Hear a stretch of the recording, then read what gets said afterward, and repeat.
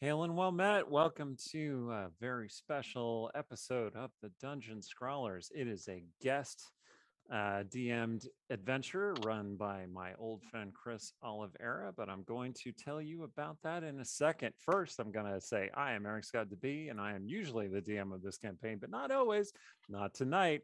And these are the Dungeon Scrawlers, or at least some of them. We have Randy and Rhiannon, who are regular players. Allie Pitchford, who you probably recognize from lots of games before, also known as Shay Darksong, one of our mods. And of course, Chris Oliveira, who is an old friend of mine in kind of that Joseph Conrad, the duelist sort of way. Anyway, but enough about that. What I wanted to tell you about is a book that we are giving away, thanks to friend of the show, Scott James Magner. It's called Homefront. Oh, yes, there we go. There's the art. Set against the backdrop of a far future Earth struggling to reinvent itself after a technological disaster, Homefront is an uncompromising adventure story about what it truly means to be human.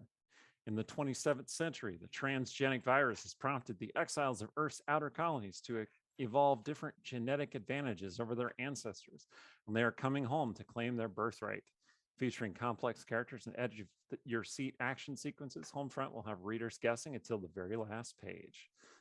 I And know I know, Scott, he is an excellent writer. I think you will not be disappointed. So, yeah.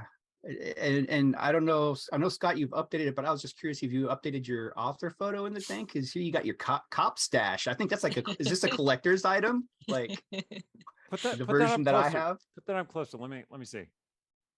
with the yeah. Ah, yeah, there's the man. Anyway, He thanks, does not Scott. look like that right now. Thanks, Scott. Highly recommend people check out that book. And on that note, take it away, Rhiannon. Okay, I'm Rhiannon Held, author of urban fantasy under Rhiannon Held and space opera under RZ Held. And I have some stuff to tell you about our sponsors and then also a giveaway of my own. Our first sponsor is Idle Champions of the Forgotten Realms, which is a strategy game that unites iconic Dungeons and Dragons characters from novels, campaigns, and popular shows into one epic adventure, including Frida, Havilar, and Mehen from the Brimstone Angels novels. The game is available for PC and Mac on Steam and Web, Xbox One, PlayStation 4, Nintendo Switch, iPad, iPhone, and on all Android devices, and probably more by now. This is a little bit of an old thing. For more information, check out idlechampions.com. Our other partners do dice. Norse Foundry does metal dice and gaming accessories. You can find that at norsefoundry.com. And Phoenix Dice does recycled dice. And you can find their dice and accessories at phoenixdice.com. And tonight, as well as chance to win the copies of Homefront, you can also get a new tie-in short story from me featuring my character Artemisia from the main plotline. And that is going to be free to download either on Amazon through the link that I'm going to put in chat, or you can come on our Discord and get it in PDF. And that's free until Sunday. And also all the other tie-in stories are also free during that period. So if you have not been here before and are curious, I've got fantasy, I've got sci-fi, I've got Lovecraft pastiche, featuring our characters and featuring Artemisia and all kinds of different stuff. So check out the link and pick one and you can try it out. Nice. Hi, I'm Randy. Randy Henderson. And I'm an author as well. You can check out my Fin Fantasy series from Tor. And I just wanted to mention that we are supporting the charity Trevor Project. I'm also a volunteer there. So they're an incredible organization. They are the largest organization supporting LGBTQ youth, crisis intervention, suicide prevention, serving primarily, it's in the United States, and youth defined somewhere between like 13 and 24. But they have a ton of resources as well, so you can reach out if you want to be an ally, or if you are if you're outside the US or outside those age, you can still go to their site. Tons of great resources. And Yeah, please give. There's a lot of youth in need right now. Nice. All right. Well, I am Alexandra Pitchford, or Allie, or Shay Darksong, whatever you want to go with. I am a writer and game designer with several published short stories at this point and a serialized novella that I'm working on. And I also want to let you all know that the Dungeon Scrawlers are still taking donations for the a bit of new artwork of the main Westgate Irregulars team to commemorate the end of book 3 and moving on to book 4. So if you want to donate to that, the Ko-fi link is down way at the bottom of the doobly doo. And yeah, all help is welcome. Nice. And Chris, tell us about yourself. Well, I'm your guest DM for the evening, and as Eric points out, he and I are old Gen Con friends, largely from the Candlekeep Presents seminars. We share a love of Forgotten Realms and pure evil. Yep, going back that is almost a true. That's decade. fair. So, and this particular style of adventure is something that I've been banging on about since I've met Eric, and I He think literally brings it up every time. Yeah. I so do. It is my one-trick pony. So, I mean, you have a one-trick pony, you're forced to ride it, Eric. That's just the way it works. Yeah. And, I have been riding this pony into the ground for near on 2 decades. Although I've only really been bothering you about it for about a single decade. It took you 10 years to play, but here you are. So, success. Nice. I'm looking forward to it. I mean, that's the average time to like get a D&D group to actually all show up It- together at the same it time really and play a is. game, right? Like, Get so everybody to commit. you're on to, track. Yeah. Organizational structure, yeah, that's about right. I was telling somebody, I think it was on Twitter today, they were like, yeah, now that we oh, so you like D&D? Okay, schedule a session. And I'm like, you know what? That is very true. But at the same time, this is why a lot of live games happen, is because we just want to get people to commit to playing a game every week. Anyway. All right. So very true. So whenever you're ready, Chris. All right, excellent. Do you want me to give folks a general idea of what this whole darn thing's about, or do you want me to just plunge right in? However you want to do it, buddy. All right, I'll give people a general idea. Since it's not just us kids, it's everybody watching. I'll give people a general idea about what this is about. The first set of fantasy novels I ever read was Chronicles of Narnia. Actually, before I ever got my hands on, Lord of the Rings. And one of the conceits at the heart of the Chronicles of Narnia is that at least in the first book or two, that the kids are from Earth. And so when many, many, many moons ago, I discovered Ed's Forgotten Realms, one of the things I liked the most about it was the idea that there was to be linkage between our world and that world. It was very Lion, the Witch, and the Wardrobe for me. And so ever since then, I've been trying to run games where I take people that are players with varying levels of knowledge about the realms. I think this is probably going to be the group with the greatest level of knowledge about the realms pre-game, and statted them out and dropped them into the fantasy world instead of having them run, intermediary characters. And it's an interesting idea that I think everybody should try at least one point in their RPG career if you haven't given it a whirl. There are entire game systems based on the concept, so it's not like it's anything new under the sun, but it's something I've been doing for a bit, and like I said, it can be a lot of fun. It's really easy to role play because you know your own motivations better than anyone else's in the world, so it's really not hard to think about what you might do in the circumstance. It's just interesting to see the choices that some people end up making. But enough about that. So the great thing about it as well is that it doesn't really require a lot of preparation. In fact, you'll notice that everyone doesn't have classes, levels, or any real information about themselves on their character descriptions.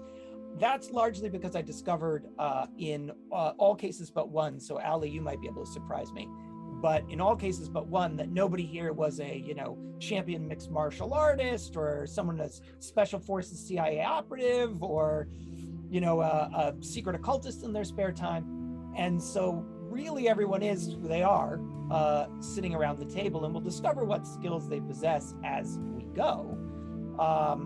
It also doesn't require much by way of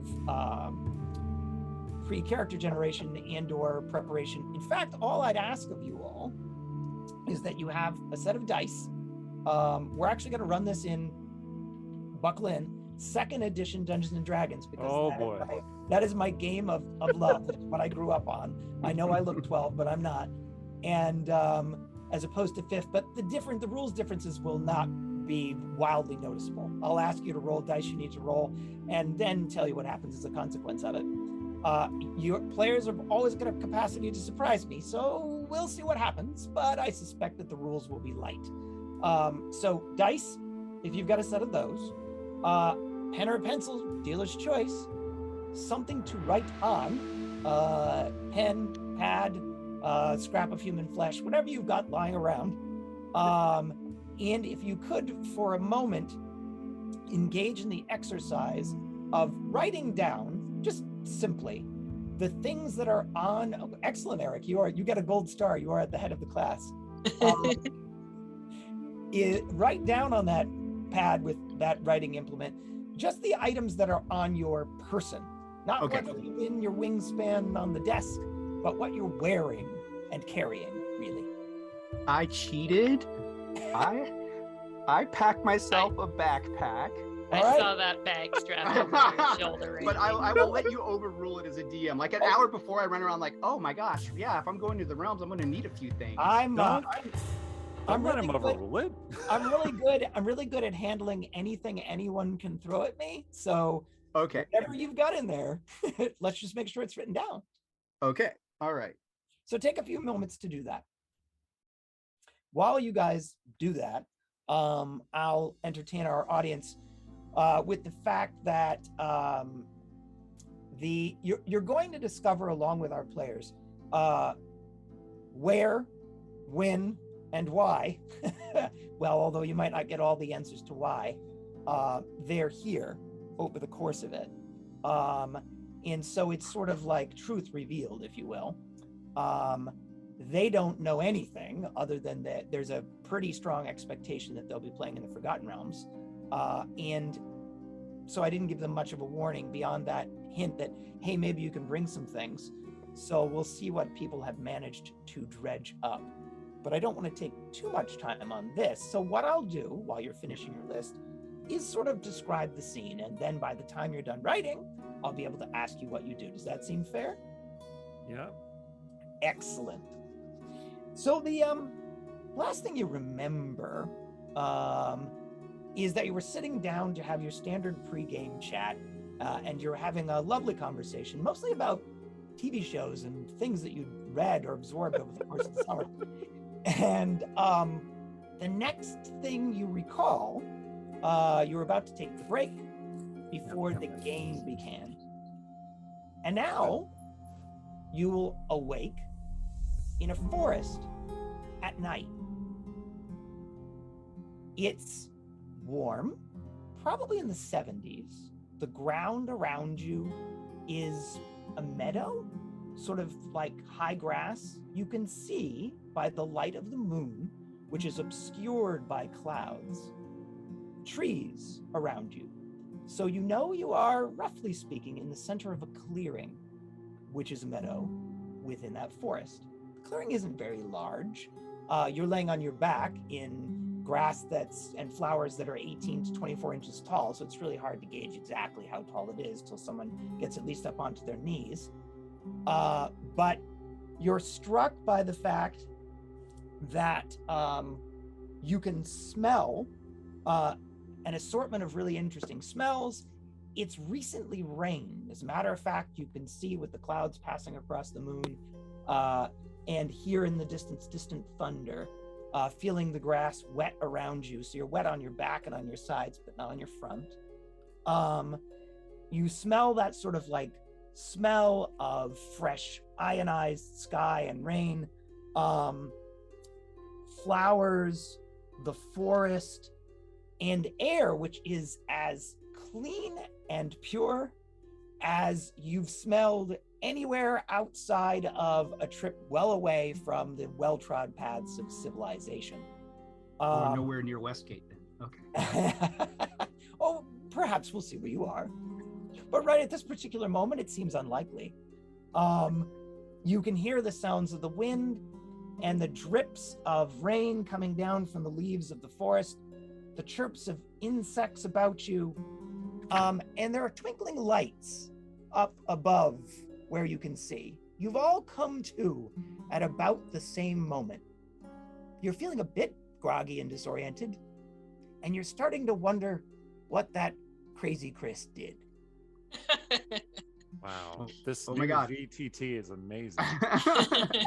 I always wanted this to happen. This is awesome.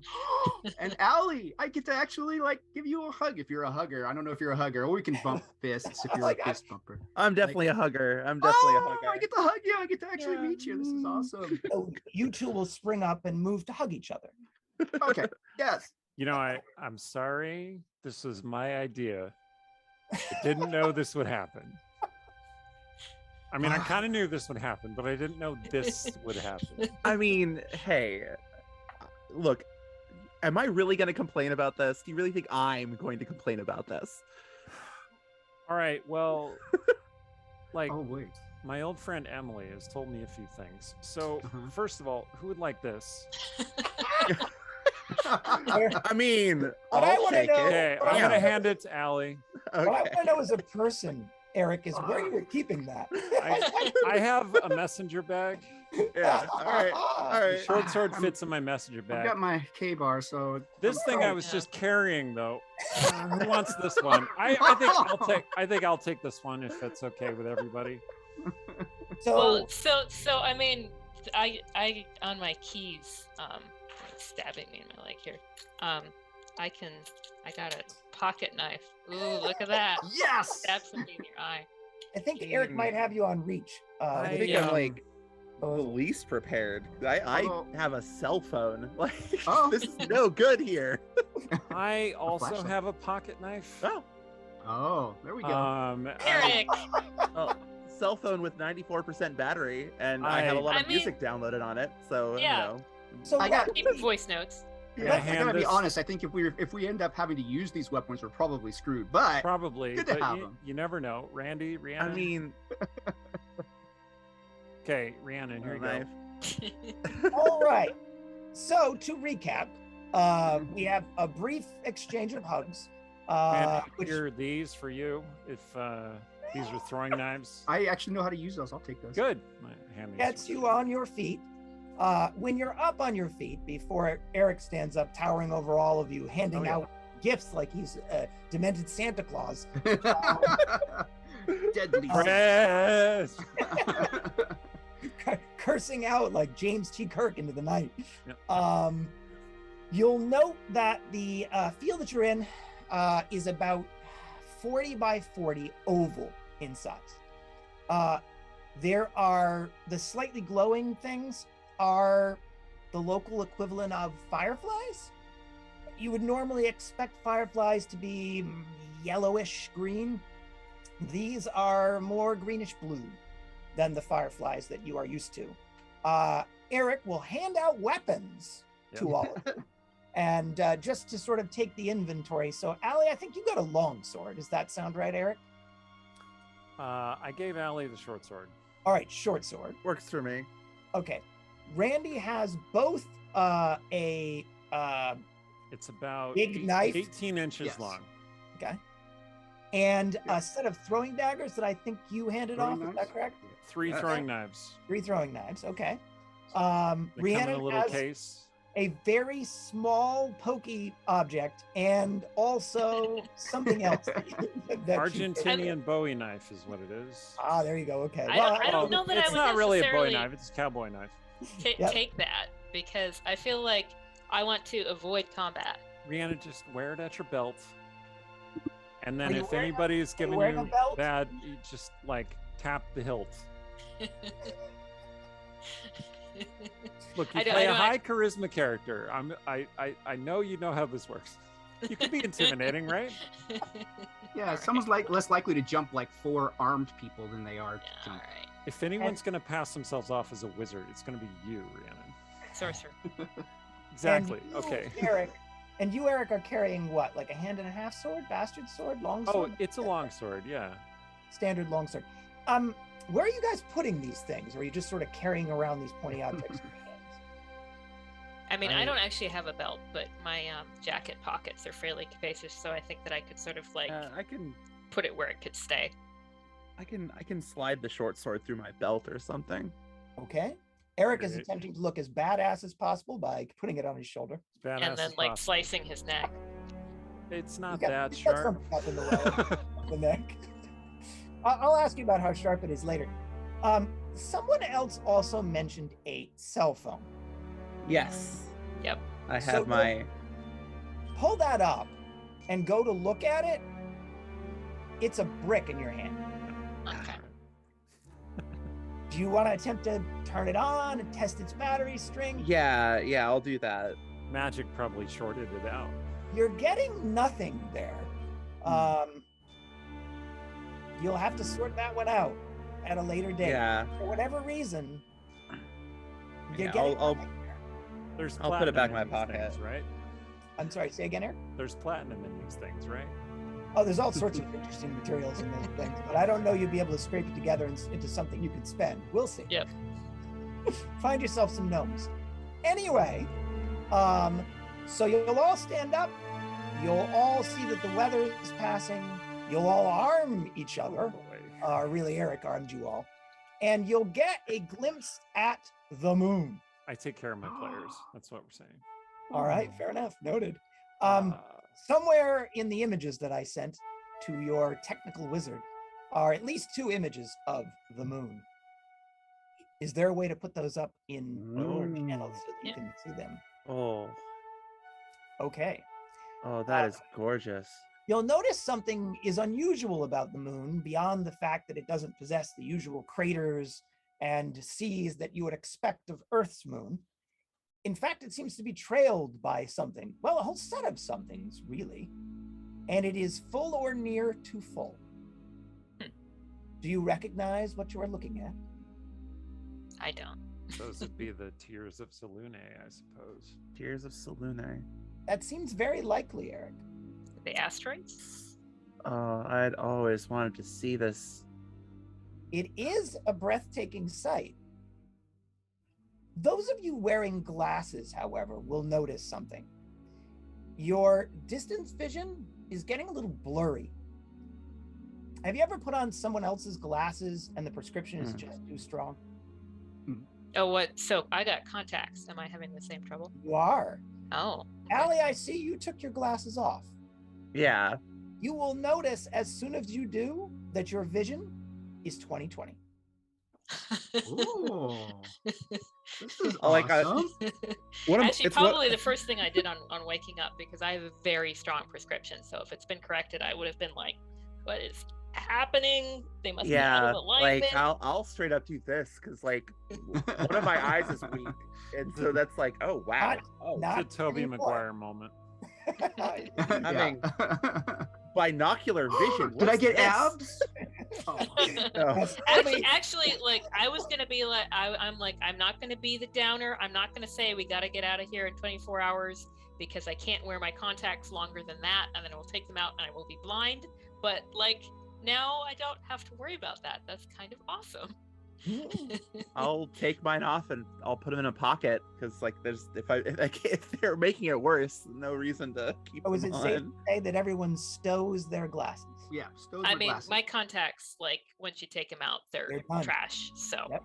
And this is a great relief, actually, because I was very worried about, like, we're not going to be inoculated against whatever weird diseases and pathogens they have in the Forgotten Realms. But this Well, we're seems probably like going to kill anybody we come into contact with. that's true.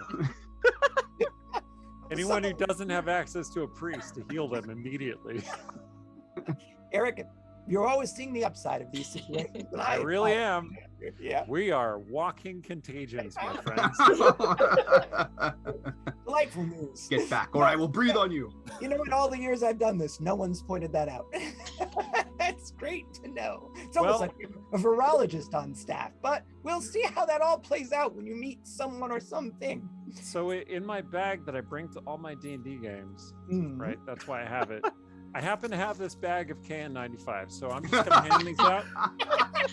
Each Well, one I of you mean- gets one for poison I- gas issues. I it's- don't know. It's like right sitting in my pocket because like this is the jacket I wear. There you Oh, are. great. So You're all bandits. I mean, well equipped with masks. Delightful. Excellent. Yes, we'll put these on and then no one will recognize us. Okay. Do we see any landmarks around us? There are the only thing that you really notice once you get a chance to get on your feet and stop gawking at the sky, and each other and your bladed weapons and your N95 masks, is that the trees on the two sides of the clearing differ from each other. On the right hand side, we'll use right hand side for our purposes. The trees are taller, maybe 60 feet tall, with thick black trunks, and a delicate web of leaves at the top. Your technical wizard would be able to pull up a picture, an awful one, of these trees somewhere amongst the various things that I sent to him, if he's able to do so. So trees, they're fairly densely packed. Their bark is black, and it is, for want of a better term, fairly spooky off in that direction. On the left-hand side of the clearing, there are a different type of tree. These are maybe 40 feet, where the other trees are 60 feet tall. The trunks of these trees are sinuous and thinner. They sort of snake their way into the sky, and they've, about 2/3 of the way up, start to branch out into leaves. Those leaves look a little bit like maple leaves, but they're an electric blue. And they almost reflect electric blue in the moonlight. That's what's around you. Could everyone please roll a 20-sided die? like in either of Well. those kinds of trees. Yeah, I rolled a 14. That's a critical miss for me. I mean, skill check. It's 1 plus whatever, but We'll see. So you rolled a 1, Rhiannon. Yep. Okay. I rolled Eric a 13. and Randy. 14. All right. Welcome to Ability Checks in 2nd edition. A 1 is the best thing you can roll. really? Yes. Oh, okay. So while Yes! everyone else is You die. You thought you got me, but you did. while everyone else is looking around at the trees, Rhiannon, you This is just the beginning of the two. you will I hear guess. something that you'll wonder if anyone else can hear, and that's a little disconcerting. And that is the howl in the distance of what sounds like a wolf. No one else seemed to pick up on this yet. Probably still gawking at the moon, honestly. You hear the terrible So- sound of Thackeray approaching. So You know, I didn't. I don't didn't know think he about, could do like- it. I didn't think he could bring us here, but he did. tree types, but what about animals? Because do people hear the? I mean, it sounds like a wolf. I suppose it'll be like a blue wolf or something. But I didn't hear anything.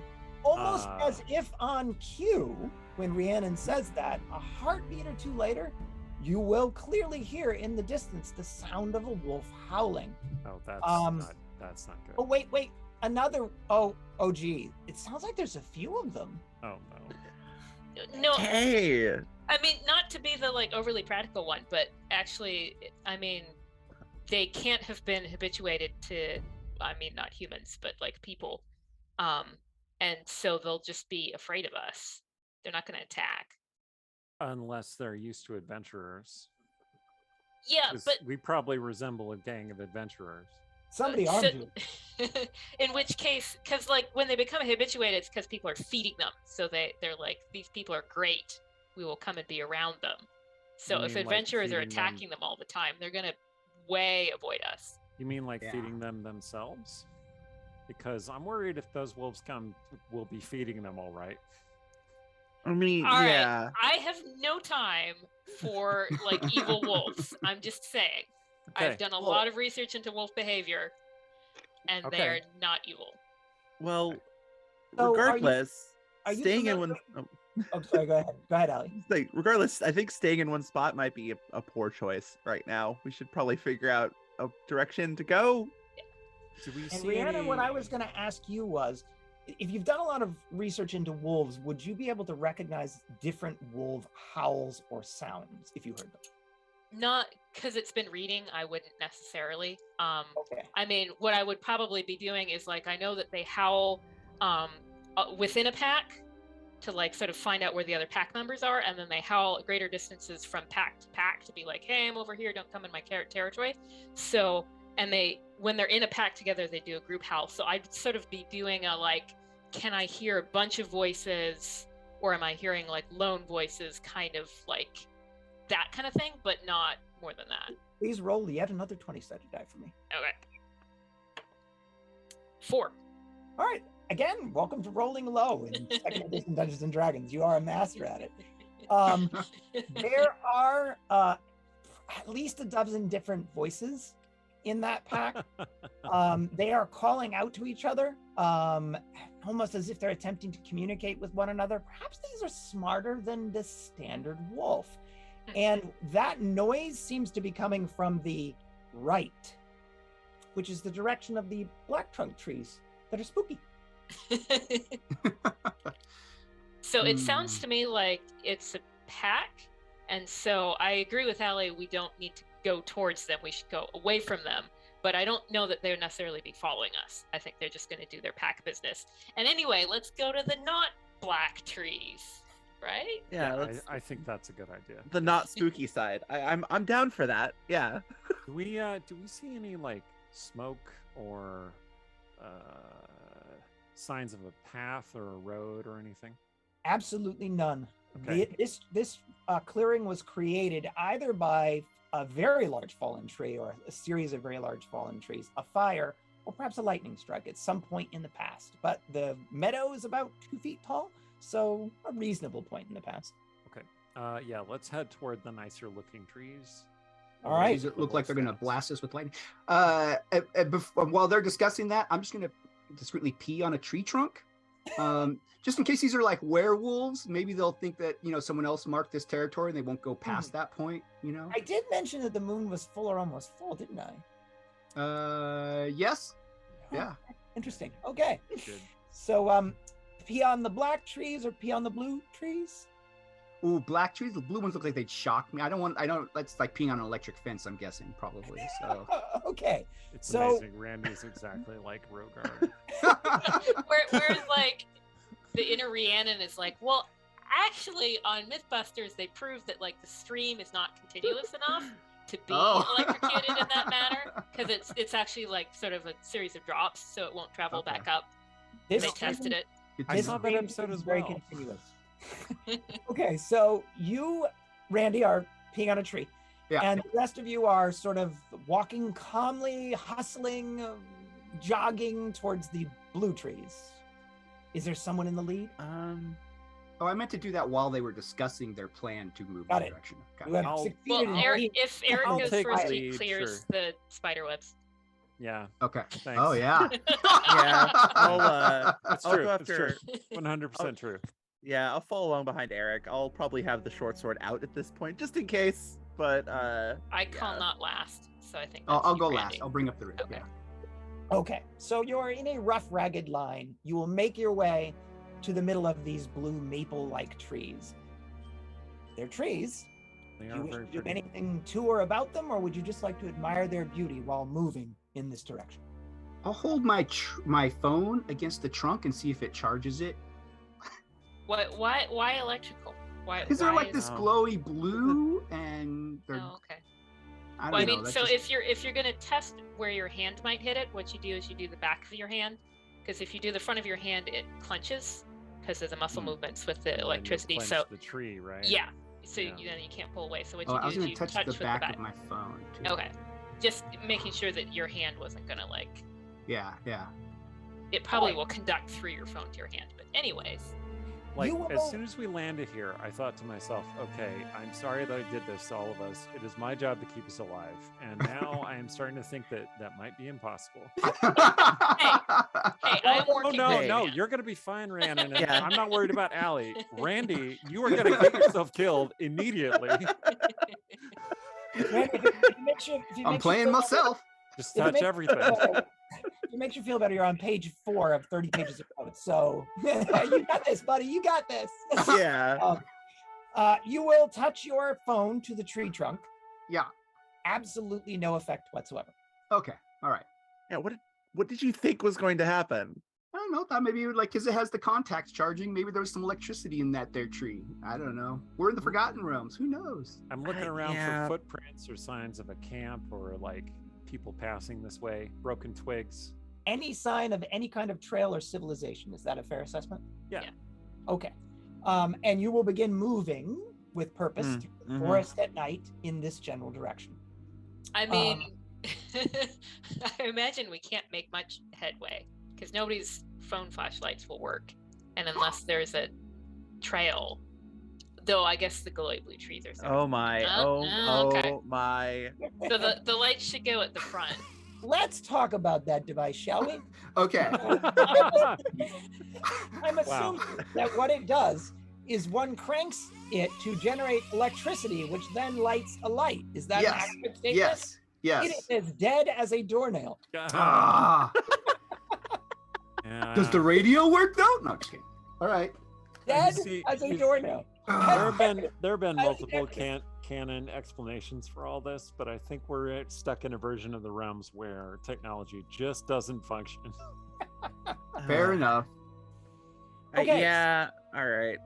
There's enough ambient light filtering its way through the trees that you're not going to collide with them moving at night, Rhiannon. So you can make progress. It's just not particularly swift progress.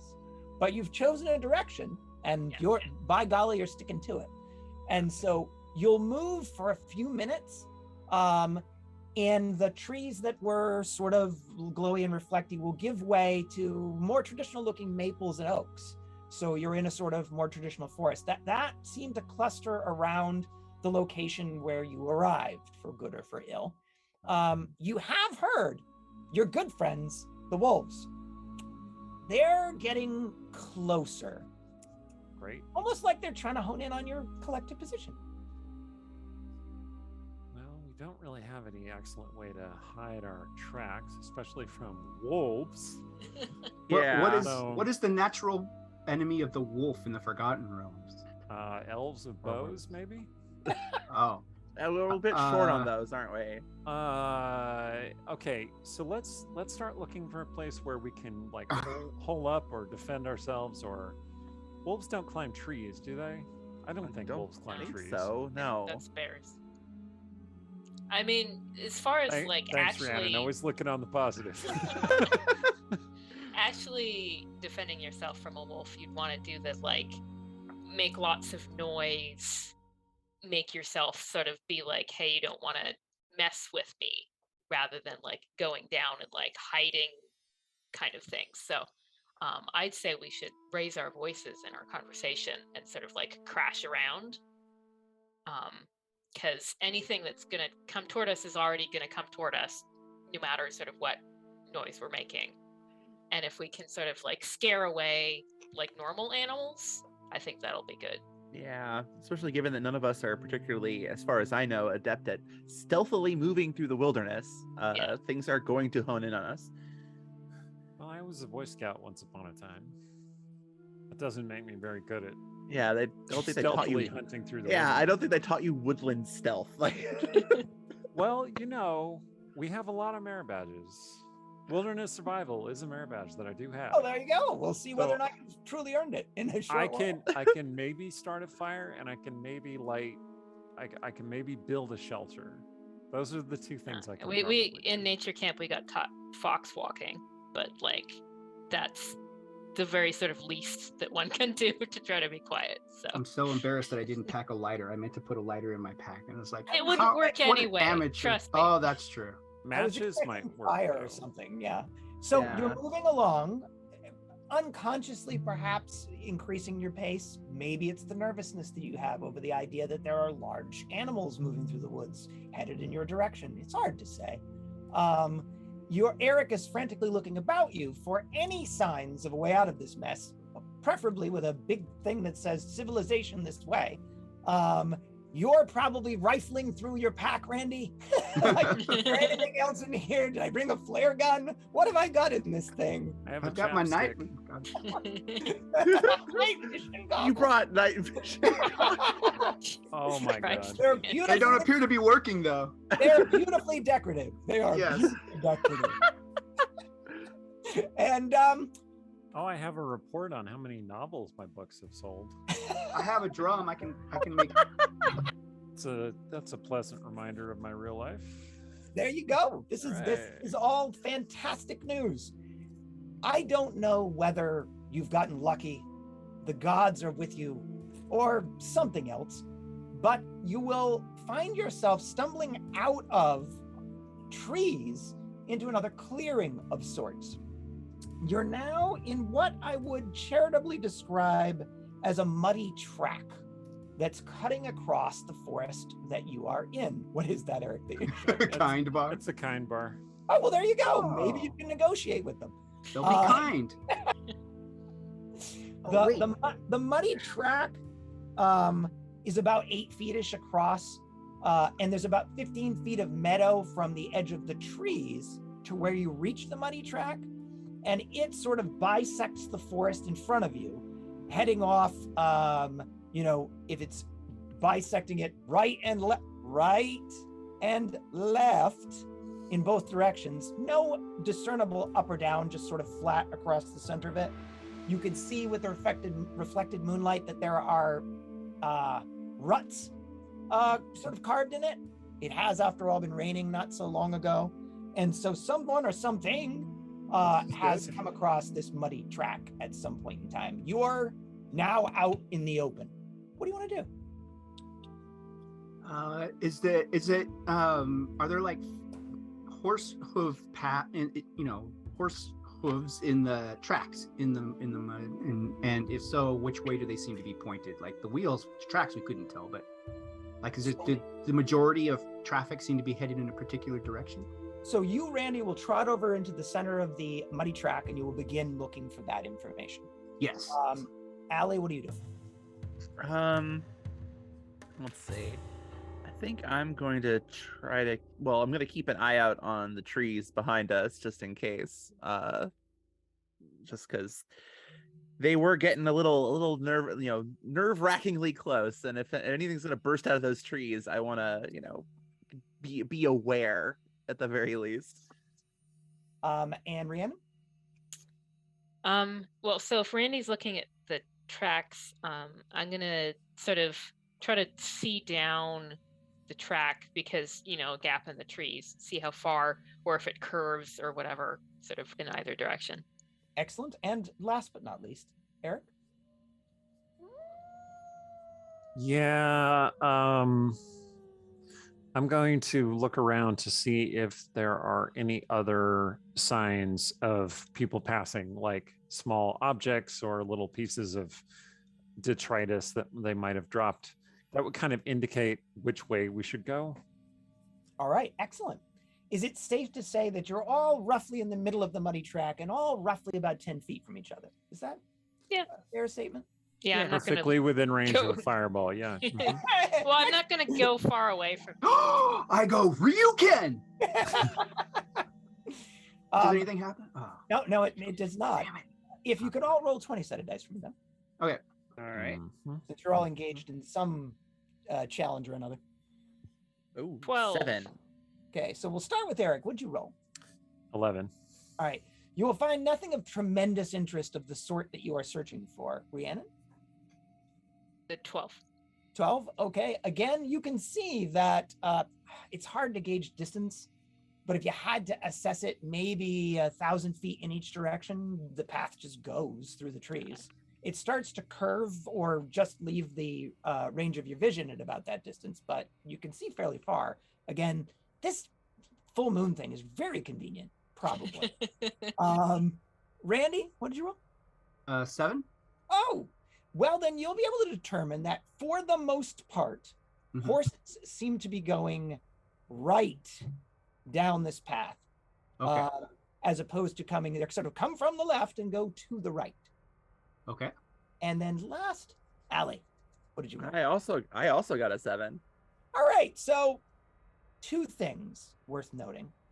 The first thing is it got real quiet there.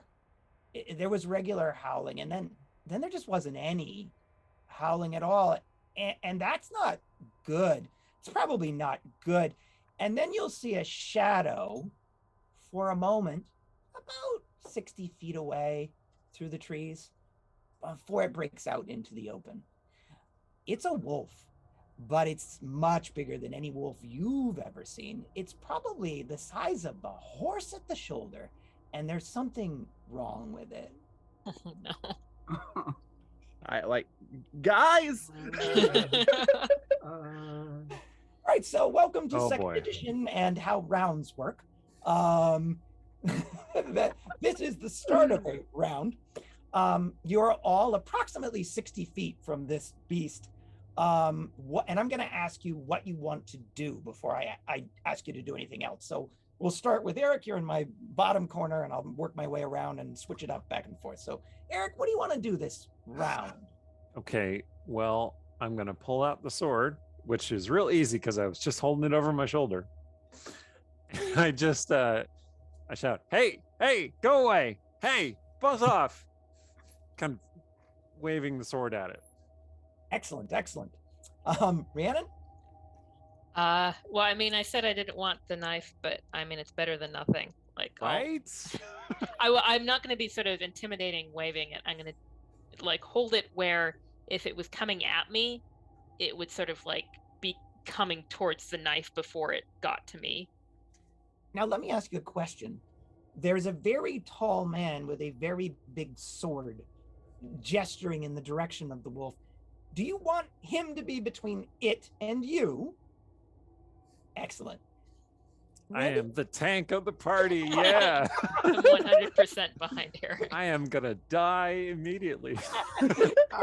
Randy? I hold my knife ready behind my back, but I raise one hand to the sky and I say, Salune, fill your servant with your power that I may destroy any who oppose Oh, Oh, He really is Rogar, isn't he? Let me oh my introduce you- God. let me actually, and I introduce should you probably to- do That's worth it. verisimilitude as well. Like, I don't want my hair in my way. If And I I've got say it. it loud worth a enough that it shot. can hear me. You know, the beast can It's hear me. That's worth the a whole point, shot. right? Yeah, yeah. No, it's yeah. And I'm you know, maybe sure- it'll work. I'm but- sure if it's a lycanthropy, it won't have anything against Salune, so you'll be all set. Exactly.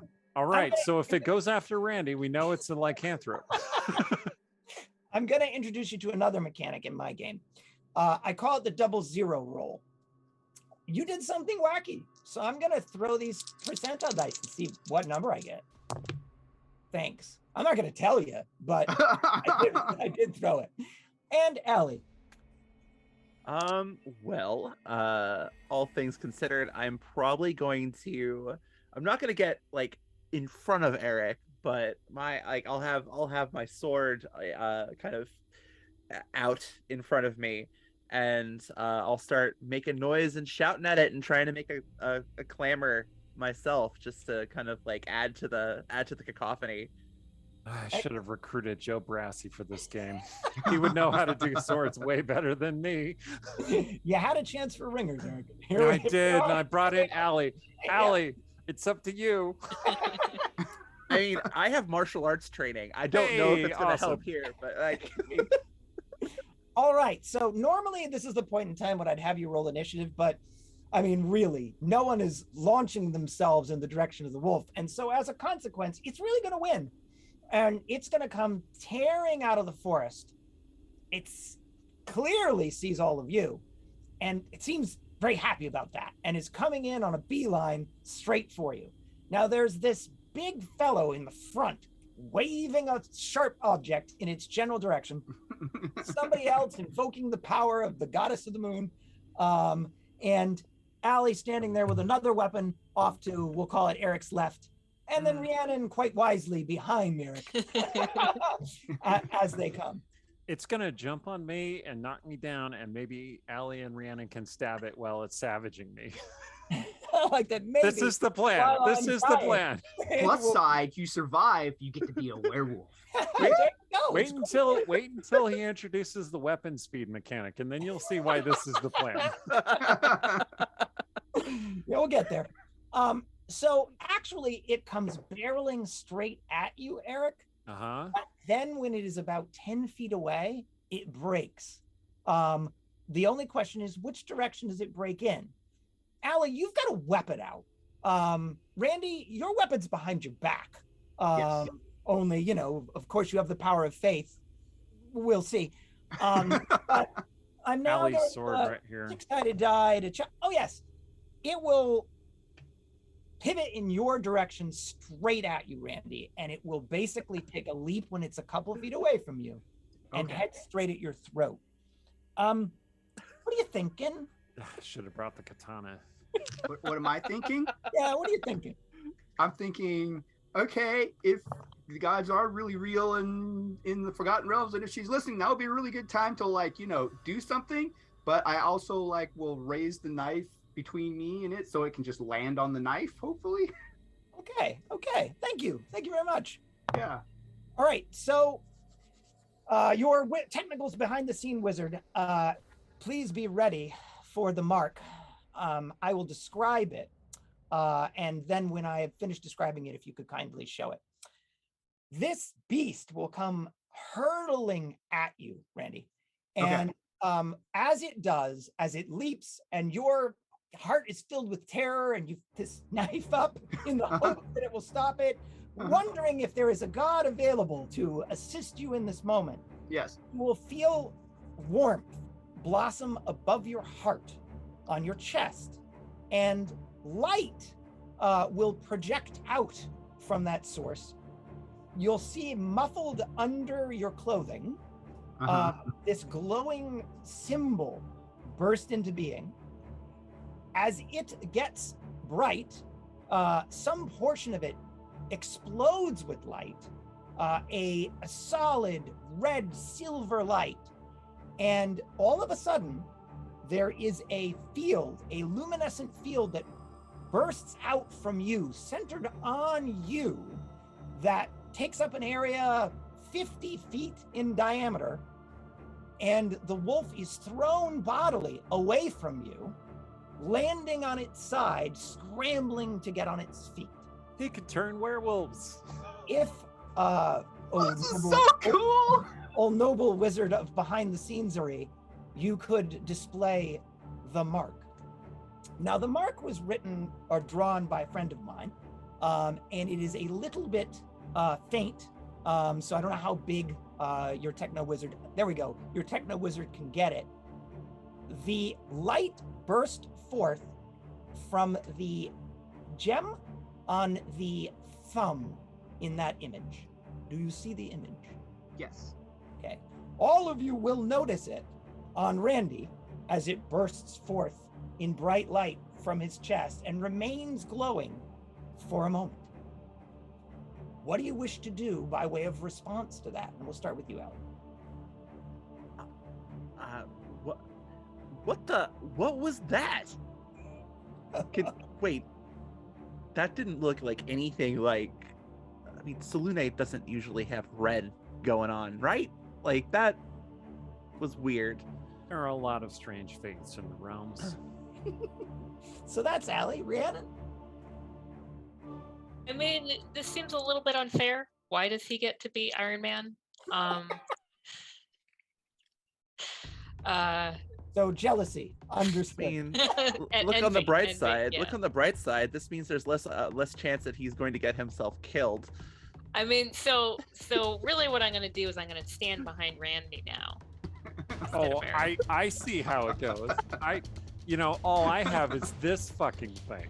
Oh, sorry, that was the one. That was the one. You used up our one on that, man. Yeah, no, here I am thinking like, wow, that's kind of ironic. Randy, the atheist is the one with the faith-based magic powers. So frustration and also envy. The gods And, have a sense of humor. A little bit of envy. A little bit of envy. Well, Yeah. those who the gods would destroy, etc., etc. So Randy, you will be filled with awe and delight at the fact that something happened when you asked for something to happen. So that must have been connected somehow, cause and effect. It was great. It made up and for I'm the fact sure that I you'll- peed in my underwear just a little teeny bit, but not enough to like, just a little just a bit, little, just a little like bit. there's a wolf coming at my, but I'm good now. I'm And happy. you'll look down at your chest. Yes. As you do, you'll see this thing glowing. Yeah. You'll see the place from where the light burst forth, in particular luminance, start to Mhm. fade. And in fact, the whole mark starts to slowly fade away. But you have a pretty good opportunity to inspect it while it's still glowing. Okay. A wolf will scramble up from the ground and move at speed to the edge of that 50-foot diameter ring, which is really like an inverted or like a hemisphere centered Okay. around Randy. And you'll see at the edge of the light projected from this that there are more of those things out there, near on a dozen of them. However, they're hesitating to approach the edge of this field of light, which is now projecting out beyond your meadow and into the woods. And in fact, they're slowly giving ground from it as the mark is fading away from Randy's chest. You all have time to look at it while it's still lit up. So, feel free to peer at that image and deduce from it what you will. I mean, I'm thinking 4 more uses is what I So- would suspect. That might be limited use. That's the Gauntlet of Helm, and then there's a Yeah, I symbol was- over it. So, Randy, Yeah. I know this is foreign to you, although you've been playing Rogar for a long enough time. Yeah. You should probably whisper thanks to Helm, the God of Guardians. Oh, Helm. Okay. Yeah. Thank you, Helm. Really appreciate it. Ooh, Eric. I'm sorry. Like, you wrote the whole Shadowbane thing, and then oh man, I'm sorry. I'm not like, you taking should've it been personally. I Okay, did a lot good. of good PR for Helm, but I'm sure he Yeah. appreciates it.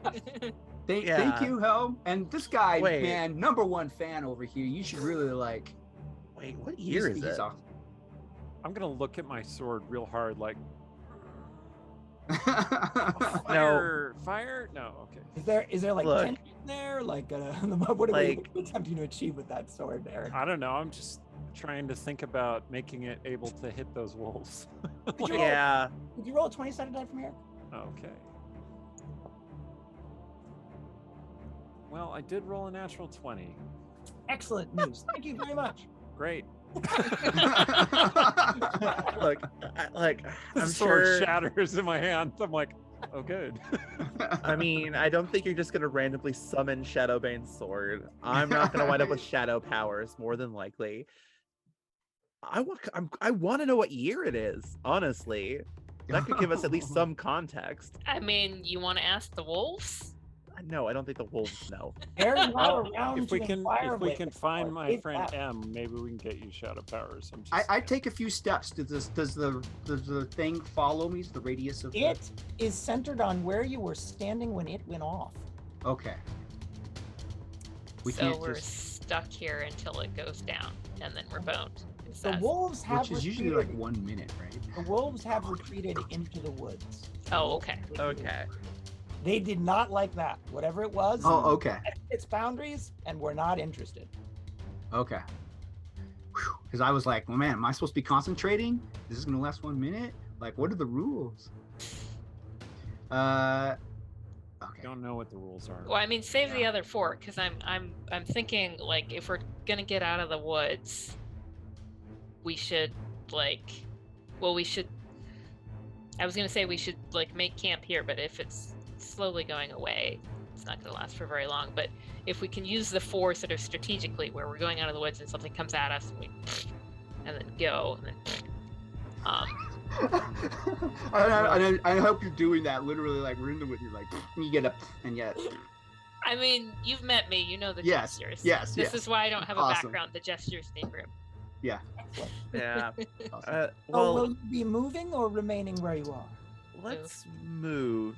Yeah, we've got this track here, right? We could see if that could lead us somewhere. Oh, and I mentioned, and it looks like the tracks went to the right. So most of the traffic was headed to the right. So there must be some destination in that direction. Worth a Or shot. It it could be a destination in the other direction. That's true. Everyone could be That's coming unique. from something. Well, which is downhill? Because the rule is downhill. I believe he said they were both level. At Oh, this okay. point, they're roughly level. It's hard to say, and the track is muddy, so it's Wow. really hard to determine. There's no obvious inclination.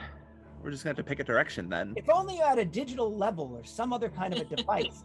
If only we had water. I have Randy! my thing full of water. I can put a little bit of water and see if the water runs in a particular direction. No, You know, I it's do not have that a little important. miniature level, Okay, but I all have right. to No. pack it in my No. bag. All right. Does Let's- anyone need any let's- water? Anyone thirsty? Let's I got some go in the almonds. direction of traffic. All Let's right, go let's to- Yeah. go that way. Keep Yeah. up All your right, so energy. Randy's gonna wet his whistle and offer you all water, but no one seems to want any, which is fine. And so you will all begin walking in the direction of traffic. Oh, Eric has already got his own beverages as Actually, well. I will take water. Not, Okay. Not flask. Yeah, I will have a water. Yeah. We are definitely sure, yes. Yes. I'm guessing it's not water in your flask. Is that an accurate guess, Eric? That would be an accurate guess. Of That is not course. one. I Are do you have right? a bottle of water though, so Are you gonna have any of that, or yeah, I'm gonna drink some of the water. excellent? Not Okay. not bourbon though. So the night is, as I said, in the 70s, so comfortable, although it is a little humid. The sky is clearing, so that's some good news. It's not going to rain on you anymore while you're walking down this muddy path, but it is still humid. You'll walk long enough for you to turn around the bend, long enough for you to begin to assume that you've perhaps covered a mile or more. And you'll come to a section in the road where it starts to widen out from about 8 feet-ish across to about 12 feet-ish across. The forest is thinning, the meadow is widening, and you think you're headed downhill. Okay. Hmm. As we're walking, I'll kind of idly muse. Anyone remember what Thay is supposed to look like? 'Cause I really hope we're not in Thay. I guess it depends on the era. Yeah, that's also a big thing. Again, really Anybody would like to seen know a- the year. Anybody seen a newspaper? Well, so we're in broadsheet? deciduous, Anyone? deciduous trees. That's That is assuming we can. Realms lore people. Is that meaningful? Because I'm used to evergreens. You know, if Erin were here, she would probably Nah. know. I mean, dark foreboding trees and werewolves. Is that Ravenloft, or is that maybe just? Are we like in north, like I mean, heading towards Ravenloft's a Rashomon, whole or- other kettle of fish right there. Yeah. Those trees do resemble some art that I think I've seen before, and I think it was from very, very early era stuff, which tended to focus on the Sword Coast and the Heartlands. So we're probably in one of those places. That's my best guess. Yeah. You think we'd be in the? I mean, Chris. do you Yeah, think we'd be in that era? Like, are we talking like what, 1350s here? maybe. Eric, Probably. roll a 20-sided die for me, would you? Try to avoid rolling a natural 20. I rolled a 12. Excellent. That's much better. Okay. Remember earlier when you were trying to determine whether or not there was any smoke? You think you smell smoke. Huh. Well, smoke usually means one of two things. One of them is good. All right, let's go that way. All right, so you'll continue on. Do you wish to share that with your companions? Yeah, I told him about the smoke. Hey, I'm smelling some smoke. Maybe in this Oh. direction. Yeah. Let's be cautious, but let's figure out what that is. Does it smell like burning flesh? Because I do know what that smells like. I won't ask how, and no. It's like It's not as I don't know interesting a that. story Just as read you, about it. as you think. You can tell it to us over beers. Anyway, so you will keep moving for what you reckon to be another 10-ish minutes. You have no means of actually keeping track of time unless someone's got a timekeeping device there, haven't shared with me, other than their phones, of course.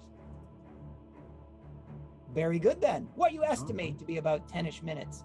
And you will sort of come to the edge of some forested land, sort of sitting at the top of what you might describe as a vale, sort of ahead of you, downslope from where you are. You've come across civilization of some kind or another. It's Right. really a hill more than thank the anything gods. else. It's not a city or a huge town of note. It's about a half a mile away downslope from where you are, just guessing. It's got a dozen or so substantial buildings located at what is an obvious four-way crossroads. And this cart path you've been on is literally just that, a cart path that leads downslope into this four-way intersection in this community. I want to There's- give Rhiannon the credit for picking the correct direction. Well, Is that and credible? Rand- Is like credit payable in something, or That seems fair. Randy, I Here, know. have one of these. These are chocolates wrapped in gold foil. Oh, is that my bling bling from earlier? Okay, so I got to explain the bling bling thing to Chris because he's Go not ahead. all that familiar with the stream. The audience can purchase bling bling rewards and inspiration for players, and a bling bling means that they come into some money or treasure of some kind. I see. So if you can work that into the game, that would be great. But you know, it's I'll see what I can do. so these coins, I imagine that chocolate is kind of rare and valuable in the realm. So you know, each of you take one of these. I have Well, Okay. 6. Okay. and I'll let you know I filled my pocket with 50 silver pieces. You think those are gonna pass i.e. muster? I don't know. I mean, Well, there are a lot they're of kind of strange like mints in the realm. It's so it's all possible. weight. So if they weigh the correct, then yeah. I mean, they're debased with all kinds of weird stuff. I'm sure because they're American quarters. But 1964, you'd be all set, but sadly, yeah. But I we'll mean, get yeah. there.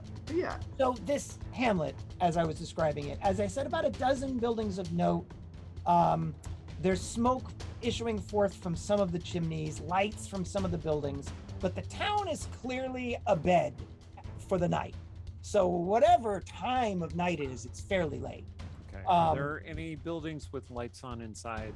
You know, candles, fires, etc. There is one. There are, as I said, about 12 buildings of note, two of which really sort of stand out. One in the almost center of town and one on the edge of town. The one in the center of town is the one with smoke billowing forth from one of its chimneys, lights in and around it, leaking through sort of sealed windows, and it's a very unique design. It is what looks like a ship, like a caravel maybe, turned upside down, and that forms the roof and upper floors of this building. It's probably 80, 100 feet long, this thing. And the other building at the edge of town is a stone building, smallish stone building, but it looks like maybe a temple or an abbey at the end of a path with a low fence and wall around it. It, as I mentioned, is at the edge of this thorp, hamlet, village, and this other more raucous looking building sits at the center of it. In order to get to these buildings, one must go down the cart path past some farms. Okay. Okay. Well, lore folks, isn't the ship building like a thing? There are. it sounds several- familiar. There are several places that Oh, okay. have Hmm. that have shipbuildings. I feel like that place where you got the dragon armor from that one smith, like that on the way back from the dwarven place. Remember that, Rhiannon, where you Yeah, like I have the no idea man the in the name van, of that the place. van by the river or whatever his name was. So Yeah. here's a I concern. want to say that place is called Revenseer, or something like Redenseer. Oh, yes, that's right. Yeah. I do have a concern though. Obviously, the general conceit is that common is usually whatever language is being spoken around the table. Well, Mm. we'll see. We don't know what common actually is. We'll find out. Maybe the Find out. magic translated it for us. So I'm thinking like whatever the shipbuilding is, it's probably tavern. And I would be inclined to try my luck at this time of night with the temple. Because Okay. that seems like charity. Maybe they wouldn't feed us, but maybe we'd like get in out of the weather, stay somewhere, try to talk to somebody.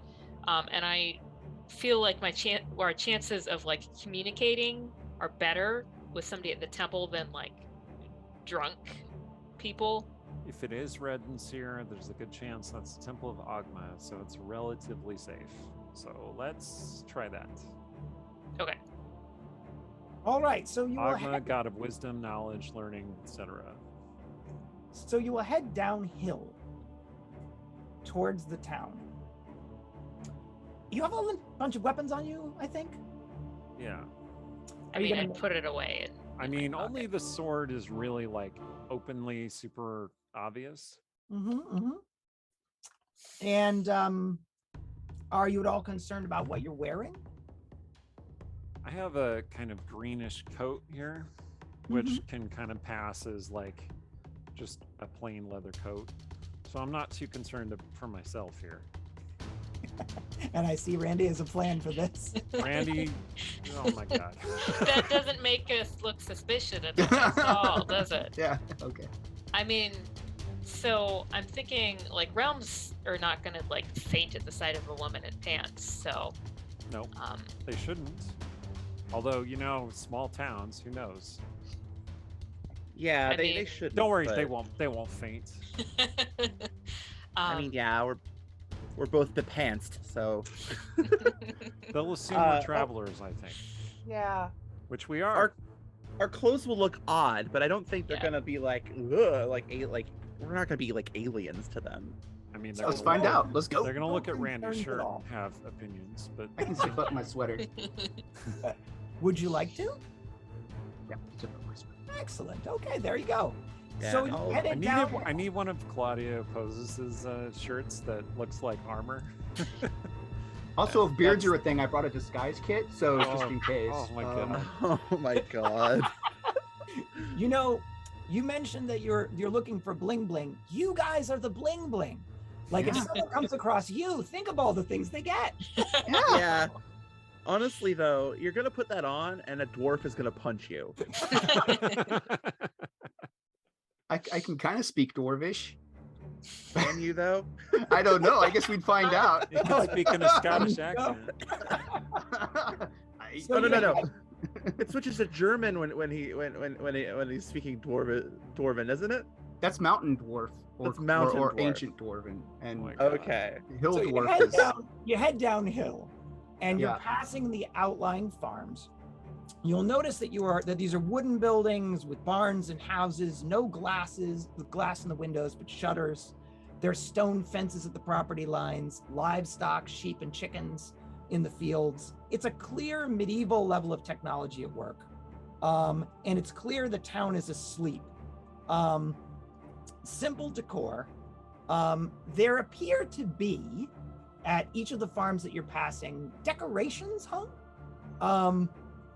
Hanging sticks, candles, things made of paper, flowers, lanterns, that sort of thing, as if someone was preparing for some sort of a celebration. Okay. If you could all roll a 20-sided die at the second farm you pass. I 14. rolled a 1. Hey. There you go. Okay, so Allie, I rolled a 3. 3, Randy, 19. Rhiannon, 14. and Eric's famous 1. Yeah. Okay, so Eric and Allie will notice as you're passing this particular house that there are laid out in the backyard on a flat section of the ground and on sort of like bushes, clothes and sheets that look like they were probably laid out here to dry, not necessarily anticipating the rain. There's simple peasant clothing, but there's a fair amount of it. Do you care about that at all?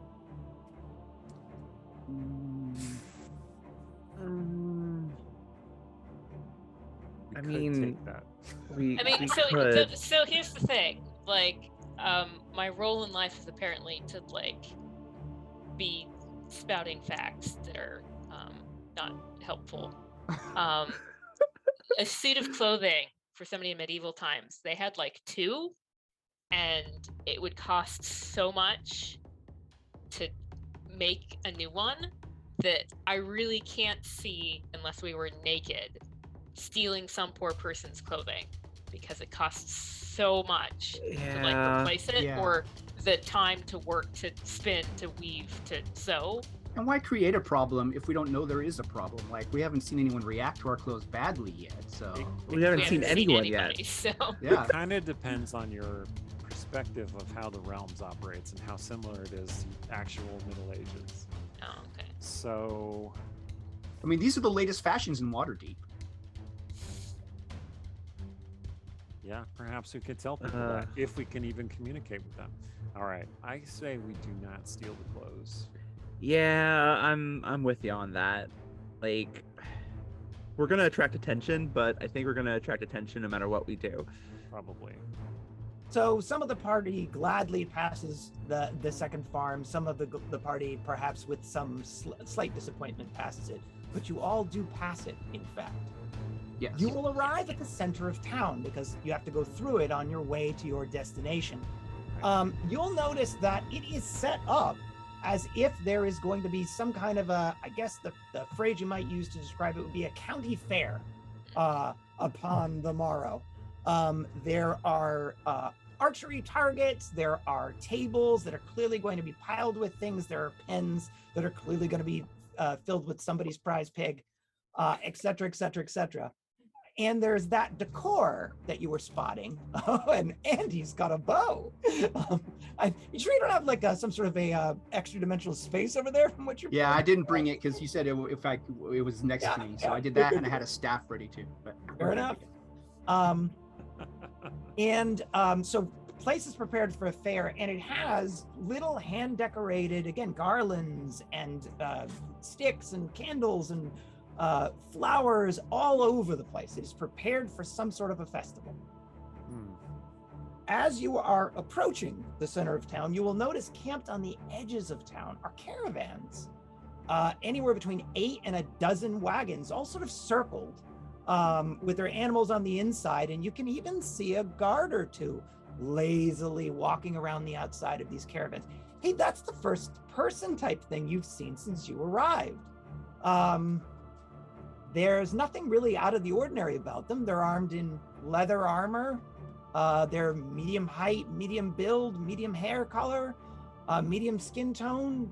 They'll glance over in your direction, but no one seems to care because they're maybe 1,000, 1,200, 1,300 feet away from you at this particular moment. And you're about to pass by a somewhat lively building. Oh, the somewhat lively building that you're about to pass by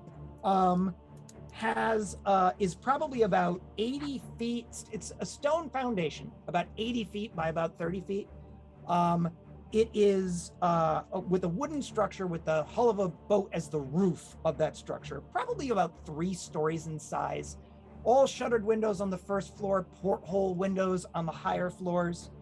And it has behind it 2 buildings, one a stone foundation very similar to the one that constitutes the bottom floor of this particular structure, almost as though they're putting another one up.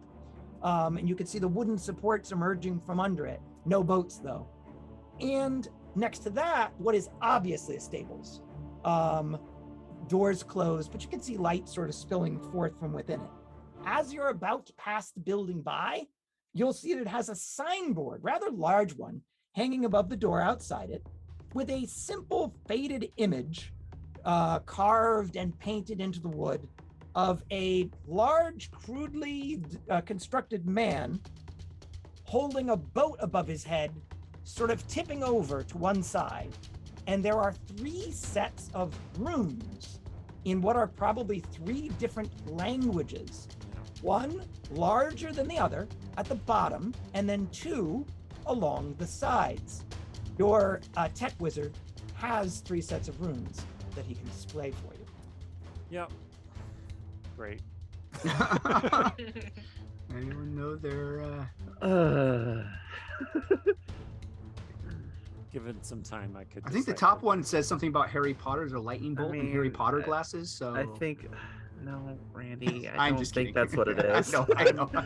I'm guessing the sign means that there's a good chance this is the Giant's Folly, which is the name of the tavern in Oh, okay. Redden's here. So, yeah, that's probably what it says. Oh, But I okay. don't know. So, I mean, so we We should can't write that read. down. Good to maybe know. I could maybe translate some of that, maybe given time. Well, I mean, medieval-ish, again, realms. society. That's why they have the pictures. Oh, okay. So they're sort of assuming people can't read. Right. So Like no us, one we can't here- read. No one here can read those runes as you see them.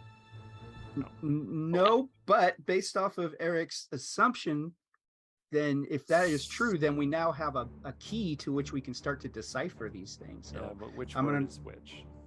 well, Giant's Folly, I'm guessing. I mean, Well, I mean, so like in my heart, I'm like, you can't just do a letter substitution that simply, because like other languages, adjective, noun, they change order and Yeah. There are etc. the two inverted T's, which is probably LL, right? that's what I was thinking. It seems to like, I Could you mean, all roll a Rhiannon's like, 20-sided stop it. I mean, it's not. roll It's a 20-sided die. I mean, for this is even assuming what the language they speak is even remotely similar in construction to English. I don't. I rolled a Come on. 6. I got an 8. An 8. Okay. Let me. No, it's let not me gonna see shoot. it. See the camera's with me, Randy. Allie. I got a 9. Okay. And Randy. oh, sorry. 6. All right. You all have a fairly odd sensation as you're staring hard at these runes, trying to decipher them. It's like a squiggliness, I guess is how I would describe it, that occurs with the largest set of runes, which is the ones on the top, by the way. And it almost gives you a thing in your gut. You're writing this down. I see what you're up to. Do you have a pen and paper in game? You told us to have one Okay, so you have a pen and write down paper. everything. And you're writing this furiously scrabbling. You feel that sort of like queasiness, I guess would be the best way to describe it. And the letters sort of leap off the page for a moment for you, but then they settle back into the runes that you see. It's almost as if you were your brain was trying to decipher them, but did not meet with success. Mm. While you are standing there, staring at this thing intently, Yep. the front door opens. And we'll take our first break. Hey. Hey. All right. Yeah. I'll see us back in a couple more minutes for more Isekai Realms goodness. Don't go away. Whoop.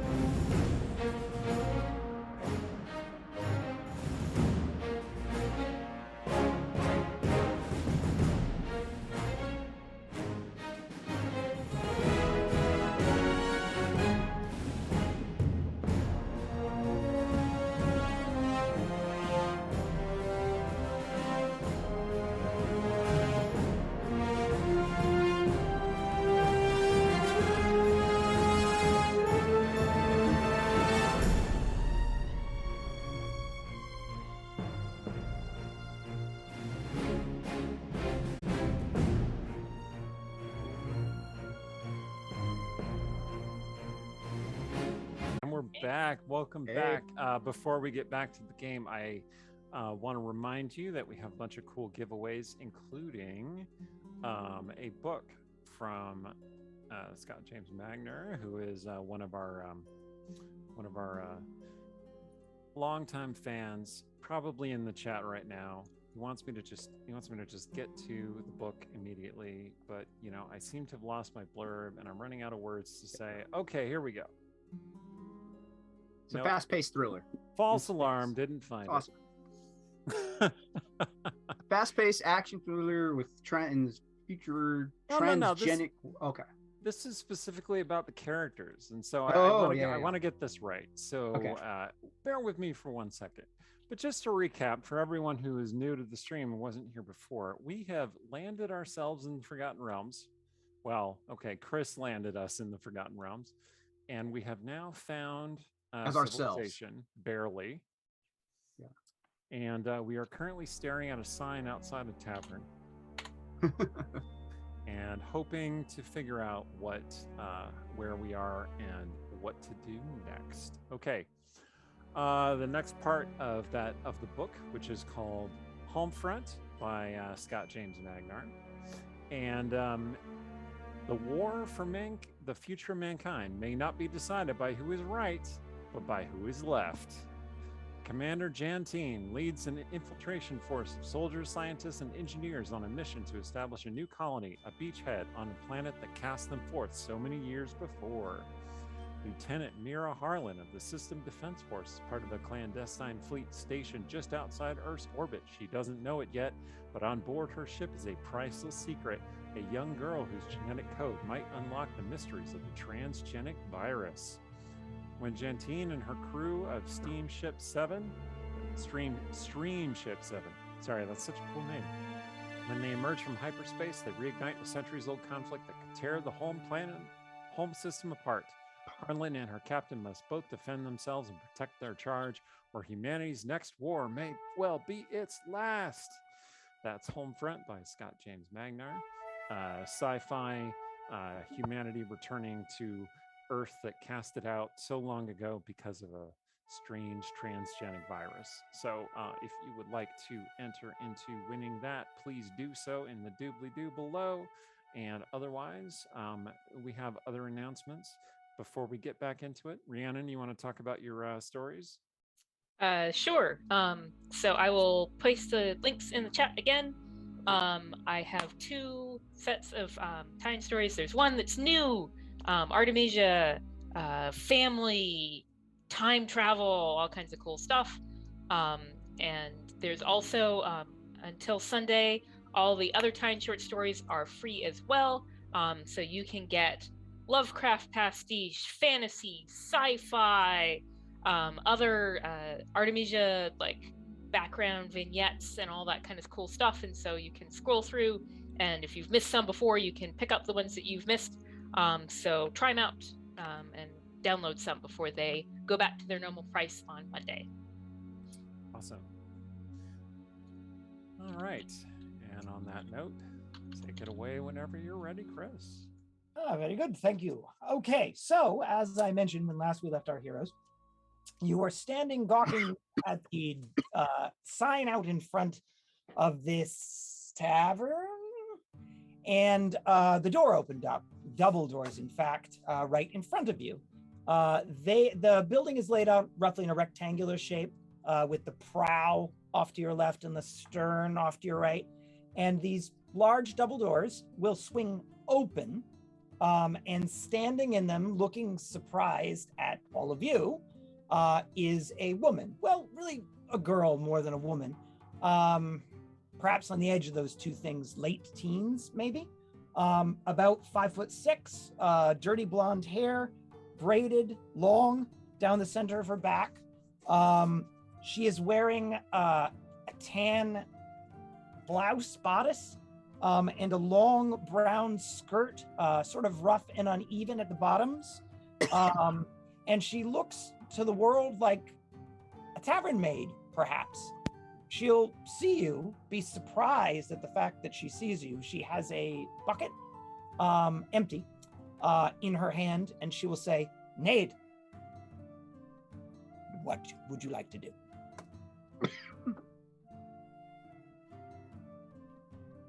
I think you're on mute, Eric. Was somebody? Hail, we come in peace. All right, so you'll put your hands up and say, "Hail, we will come in peace." Are you all sort of deferring to Eric's communication with the aliens? Yeah. Okay. You have made first contact, Eric. Oh, She good. will breathe a deep breath, place her hand, her right hand, because her left hand is carrying the bucket over her heart, and she will say, "Well met, good sirs. You scared me. Please come in." That was not our intention.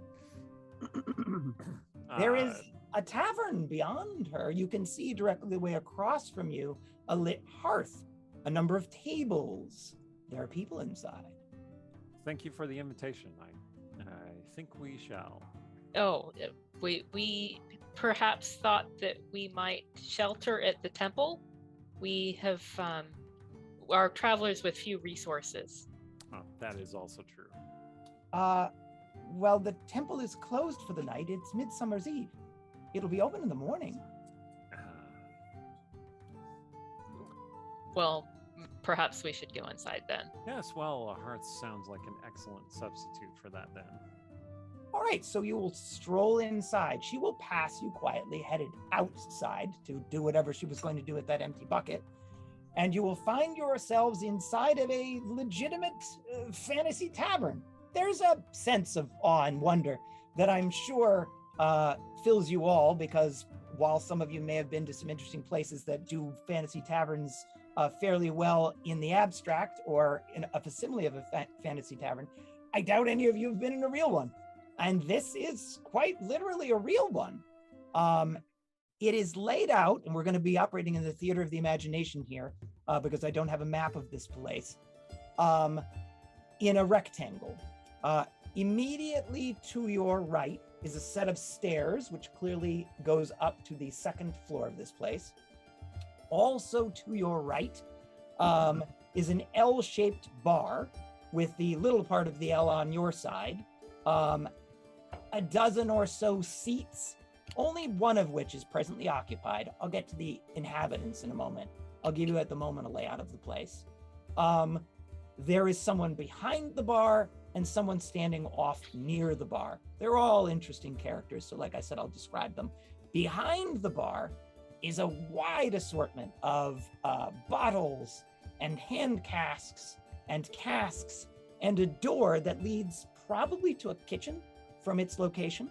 As you move across the room, there's the hearth directly across from you.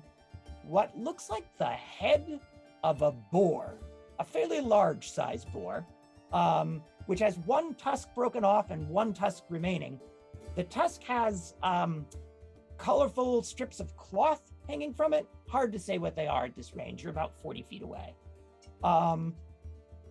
There are an assortment of tables, about a dozen or so, decorating the sort of center of the room. There are an assortment of pillars, about a dozen or so, that connect this floor with an open area above. About 2/3 of the center of the room sort of open to the second floor where there are railings around. To your left, there is a stage, I guess you could describe it as. It's about a 3-foot hop up onto this wooden platform, which goes wall to wall on that side of the room. About 10 feet into it is a giant curtain, which looks like it's made of sailcloth, patched in many spots. And then something obviously lurking beyond that. That's the general layout of the room. You're assaulted with smells as well as sights when you come inside. Predominantly smoke, wood smoke, pipe smoke, and peat. The peat appears to be burning in the hearth. And there's in fact a slight haze throughout the place. And the rafters have been, well above you, have been darkened by the smoke over time. You can also smell, and you're reminded as you do, of how acutely hungry you all are, because you've been walking for a while without having eaten anything. And I don't know if you came over on an empty stomach or what the effect was, but you're now reminded there's really nothing in there. Bread, like it's freshly baked, maybe some sort of a stew or meat cooking somewhere in here, and this alcoholic smells of what are probably wine and ale spilled around the room. There's also a smell of people. I'll get to describing them in a moment, but people in this setting have a more pungent odor than most of the folks that you're used to at Walmart. And so as a consequence, there's a little bit of body odor, and maybe for those of you who are really sensitive, the slightest smell of pee underlining it all. So you're overwhelmed by all of that as you come in. There's plenty of shadows in here because the light isn't great. It's being cast from candles in various locations, torch brackets around the walls, the fireplace, and it is reasonably late at night. How late exactly, you can't tell. There are also candles placed around. Again, as though the place is decorated for something, you may have an insight into what that something would be, because your helpful barmaid, tavern maid, hard to say, probably just told you about it. This doesn't have exactly the feeling of a tavern or an inn so much as it has the feeling of a fest hall, for those of you who might understand the difference between those things. The Hmm. stage May have is come up in the probably- Westgate game a few A times. little bit. For those of you, what was I going to say, who are looking over to your left-hand side, the stage clearly gives that away, as do some of the people that are around the room. There are, again, about a dozen or so individuals filling this room. Off to your left, there is a woman and a man, or really a boy. The woman is about 5'4", lithe. She looks Asian in terms of her heritage. She has long brown black hair that's put up, and she's wearing a highly decorative jade green silk corset. But then below that, short breeches. She has what would be a skirt hiked up, and she appears to be in the midst of decorating. She's standing up on a chair that's been brought over and hanging sort of decor, wreath garland flowers from a sort of long string that's designed to hang in front of the stage. Handing those off to her is that boy, who's again a teen, maybe about the same age as the maid that you saw exit with her empty bucket. He's a little taller, maybe 5'10"-ish. He has wild curly brown hair. And he's strong, but still in sort of that awkward stage of life. He's wearing a brown simple tunic and breeches and well-worn shoes, patched. To the right-hand side of the room are three individuals. There is one man seated at the bar. This individual is in his 40s or 50s. He appears reasonably well-dressed, silver to the temples, but maybe as a well-dressed merchant, wearing reds and greens and browns. And he appears to be in conversation with the barkeep, who is a shorter gentleman. His belly is to the bar, but that is only because he must be standing on something, because he is at his best height about 3 feet tall. He is wearing green and gold, rich nut brown velvet clothes. He has sideburns which go down and certainly curly brown hair. You can't really tell much more about him at this range, because again, you're about 30-40 feet away, and the light in here isn't great, but engaged in conversation with the man seated there. Standing behind them is the tallest person in this place, approaching your height, Eric, maybe 6'4" or more. And this is a tall, solid, shaved head, well-built, strong, scarred gentleman. He doesn't look entirely human. Okay. He doesn't look like he's a half-orc or a half-ogre, but he's some measure of that blood in him. He's wearing a leather doublet and breeches, well-worn, and hanging from his belt is a cudgel, one end of which is spiked with iron, the other end of which is just cut wood. There are distributed around the room, seated at tables. Each table has between 2 and 4 chairs. A number of what I might describe as customers. There's 3 merchants, clearly from one of the caravans hereabout, men in their 40s, mid-height, soft look about them, dressed well, but a bit sloppy as they're probably reasonably well into their cups. A couple of caravan guards, men in their 20s, dusky skin, wearing leather armor, short swords belted to their waists. They're drinking, but they're not sloppy drunk the way the merchants are. A couple of locals, men in their perhaps 50s or 60s, that are wearing simple tunics and breeches, engaged in gossip with each other at one of the tables. And that's it. All of you, of course, who've just walked in the front. Everyone will kind of look over in your general direction and then look away. What do you want to do? That's probably for the best. I lean to whoever's close and go, "Oh my god, a gnome, a real gnome." Yeah, we don't know him. Yeah, You yeah. have never met this man before. I and whisper slowly- it. I whisper So- it. I'm not Inch like, So, away. do you still want to find out what year it is? Because I feel like yeah, we could sort of lead up to that, maybe.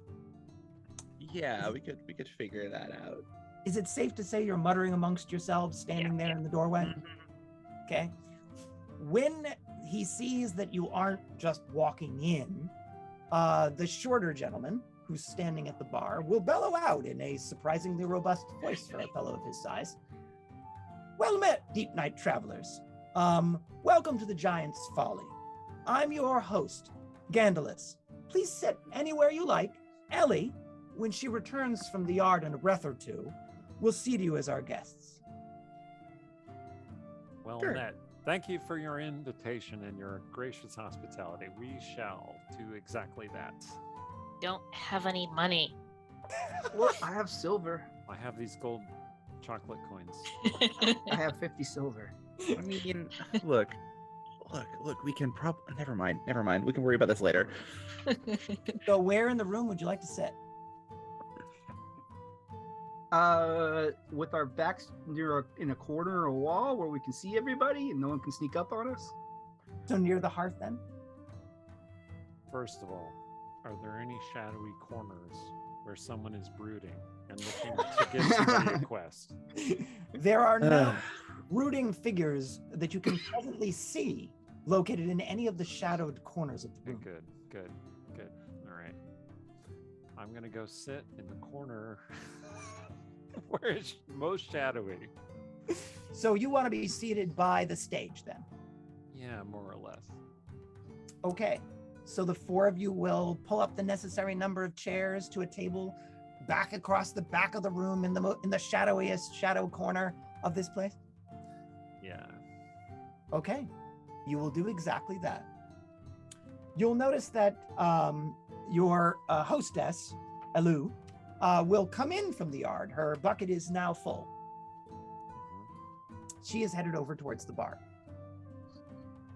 You have a few moments to yourselves before she comes to you. Do you wish to do anything with that time? Well, we don't necessarily have any coins that they would recognize. I was gonna go see if I was gonna ask what the exchange rate is for my deep. I don't know what would be a good, like, really obscure realm. Deep Imiskar? Tell them Deep Imiskar. Deep Imiskar silver. Yeah, exactly.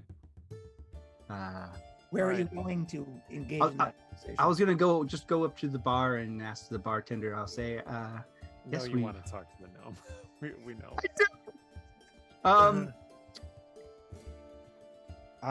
Just your no, luck no. that gnome's gonna be a metallurgist. Just your luck. He'll get up and move away from the rest of the party. So right now it's three of you at a table and Randy on his way to the bar. yeah. Yeah. Okay. Randy, tell me mean- more. I say, greetings, Gandalus. What an incredible establishment you have here. I was just curious, just so that I can set expectations for our evening. What is the exchange rate for a deep Amiskar silver? And I'll set one on the bar for him. He's looking at you as you're giving your speech with a wryly bemused look on his face. Roll a 20-sided die for me. Okay. Just to set expectations for the evening. I got an 11. Okay, thank you. The gentleman who is in conversation with him, the well-dressed older gentleman, will guffaw under his breath when you've concluded your speech. And he will look down his nose at you, the host, your host, and place one finger on your coin and drag it over to his side of the bar. Randy, he's a little robust to be a gnome. You think he might be a halfling. Oh, halfling. Excellent. That's So awesome. he'll pick up your coin and This isn't examine gonna it. go well. This isn't gonna go well.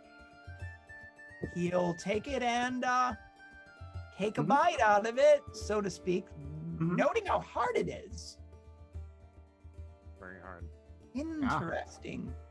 Silver, you say? And he'll put it back down on the bar and slide it over in your direction. Oh, that's what the person who paid me for my services said it was, and I had no reason to doubt him. Seems more like steel than silver, lad. It's a little firm for silver.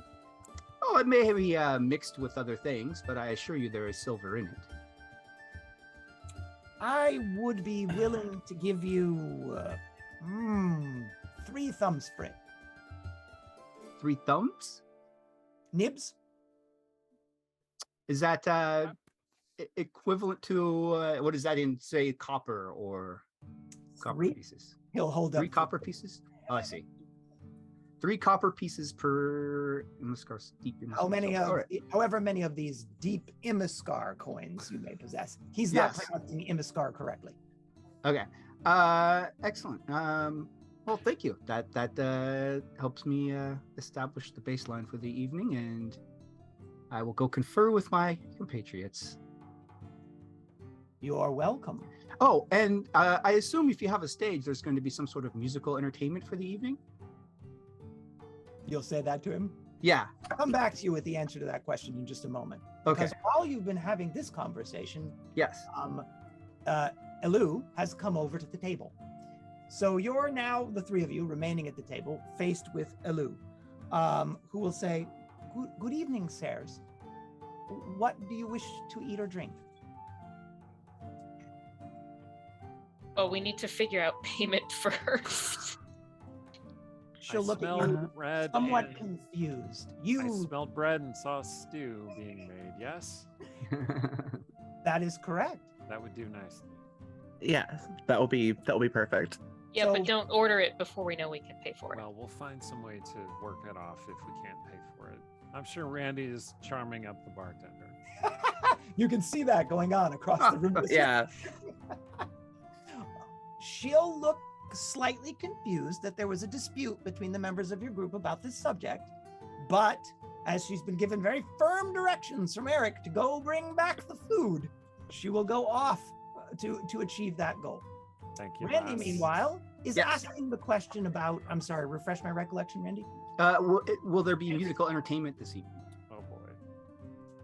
Well, it's well past deep night, lad. The musical entertainment will have to wait until tomorrow's Midsummer Festival, or maybe Shield Meet the day afterwards. Ah, I see. Okay. All right. Unless, of course, there's some you'd like to perform. Oh, perhaps. What? You what- look a traveling entertainer about you. I do not look like a traveling entertainer. Is that what you Well, said? you most Showing assuredly your do very that. colorful. Oh, shirt. thank you. I appreciate that. Oh no. Oh no. Little You'll drunk. actually produce a small drum and bang on it. Excellent. I have a good instinct for these things, he'll say. Uh-huh. Excellent. Well, and if we were to come up with some form of performance to entertain your customers for the evening, what would that be worth to you in terms of An meals or entertainer and a merchant. deed? I suppose it will depend on the quality of that entertainment. Okay. Wouldn't you say, Ian? And the well-dressed gentleman at the bar will nod. Yes, I think it's only fair to judge payment based on the services rendered. Excellent. Oh, and then the last thing I always like to do whenever I come into a bar or into a new town You'll is see ask the what the most- barmaid is returning over to the bar at this point. Oh, yeah, and yeah. She's concluded her conversation with them. Go ahead. is ask what is the most prominent rumor or thing troubling the town? He'll guffaw when you say that. Uh-huh. Lad, did you just ask me for the biggest rumor hereabouts? Yeah. Are you in a chapbook, lad? No, I actually enjoy writing the chapbooks, and so I like to collect these kinds of rumors and stories from the places Your that I travel. name wouldn't happen to be Volo, would it? No, but I have read his work, and it's quite impressive. You do read a bit like Volo. Oh, thank you. You're very welcome. I'll have to ponder that one for you. Let's see the quality of your performance, and based on the quality of your performance, it'll be the quality of the rumor that I provide. Excellent.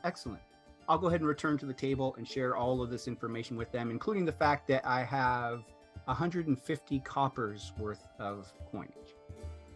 All right, so he will return and begin sharing this information with all of you. We're over there Okay. across the room. I'm like, does it look like it's going well? I don't don't know. know. I don't know.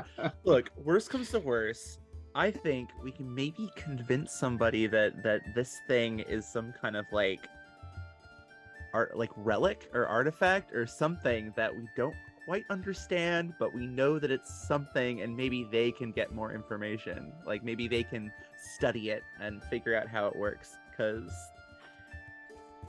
I mean, it might get us some money. We can try to sell it to somebody. Like the practicalities. Yeah. I might be able to trade my Kit Kat bar to a halfling. I mean, halflings appreciate food. Are you going to wave your Kit Kat bar around? No. I mean, boy, don't want You to. can't show off the goods. Flash your Kit Yeah. Kat. Understood. No. Yeah. Yeah. I just. There'll probably be opportunities for us to work or do something Yeah, I was at gonna this say festival. carrying Oh. water, washing dishes. Yeah, I am willing to do such things if it gets us eating, because I'm pretty hungry. Yeah, I'm pretty hungry too. Randy has explained that you have a veritable fortune in copper pieces. I mean, True. at a tavern like this, copper pieces can go pretty far. Did that bartender ask you if you were Volo? Yeah. Oh no. Okay. Is that bad?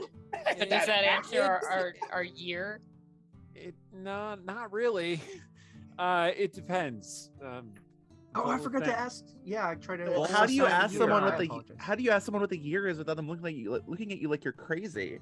Volothamp Gadarn is a traveler of the realms and kind of a scoundrel, but in some places he's loved and in some places he's hated. Did the halfling give you any sense of which this might be? Seemed like he said it in a positive way. Oh, that might be even worse. And you promised him a musical interlude? I didn't promise him. I said we might be able to offer a performance in exchange for coin or other things, and he offered to give me a rumor in exchange. I mean, that's what you do when you go into these places, right? You get the rumor, and then the rumor leads to figuring out how we can get back home. I Isn't that mean, like wasn't that what I mean? Seems like the thing to do in I Forgotten mean, Realms. maybe. Yeah.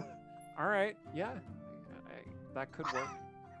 So you're having this conversation amongst yourselves, and as you're Rhiannon, are wrapping you up this okay? Conversation. Rhiannon is trying to herd us cats around. Rhiannon is being the downer. I shouldn't be the downer, but I am. I do a lot in life. I prefer to think of you, Rhiannon, as the voice of reason. Yeah, you are the Yes. voice of reason. Pragmatist. There you go. You What- make is there- yourself the DM's favorite if you keep that up. Rhiannon, can you tell anything about the place that we're in based on the observations of the tavern? Because you're an archaeologist, so Yeah. maybe. I mean, so I'd have to go around and like peer at things. I will say don't drink the water. Probably a That's good idea. Good recommendation. Yeah. What you want is small beer, because that's a lot less alcoholic than we think of beer being. Could maybe disinfect some water with this, Yeah. maybe. But But small beer is probably a better choice. small beer. Well, Is- I mean, I hate the taste of beer, so I'm not looking forward to this. But Well, it'll probably tastes mostly like water, I would imagine. But we'll see. You're about to find out, because coming over in your general direction is a maid carrying 4 cups that look to be made of clay, which she basically has her fingers stuck into to be able to Yeah. carry 4 of them at once, and looks like a mug or a pitcher, I should say, again also made of clay, that seems to be filled with some liquid or other. She will move over to the table, place them down gently in the center, both of them, and she will say, this is our finest stout. Oh, excellent. Okay. And may I ask what you charge for your finest stout? 1 nib per cup. Oh, okay. All right. This should fill 4. Not so bad. Okay. Not bad. I'll be back with your bread and your stew in a moment. Thank you. Thank you. I'm gonna look around.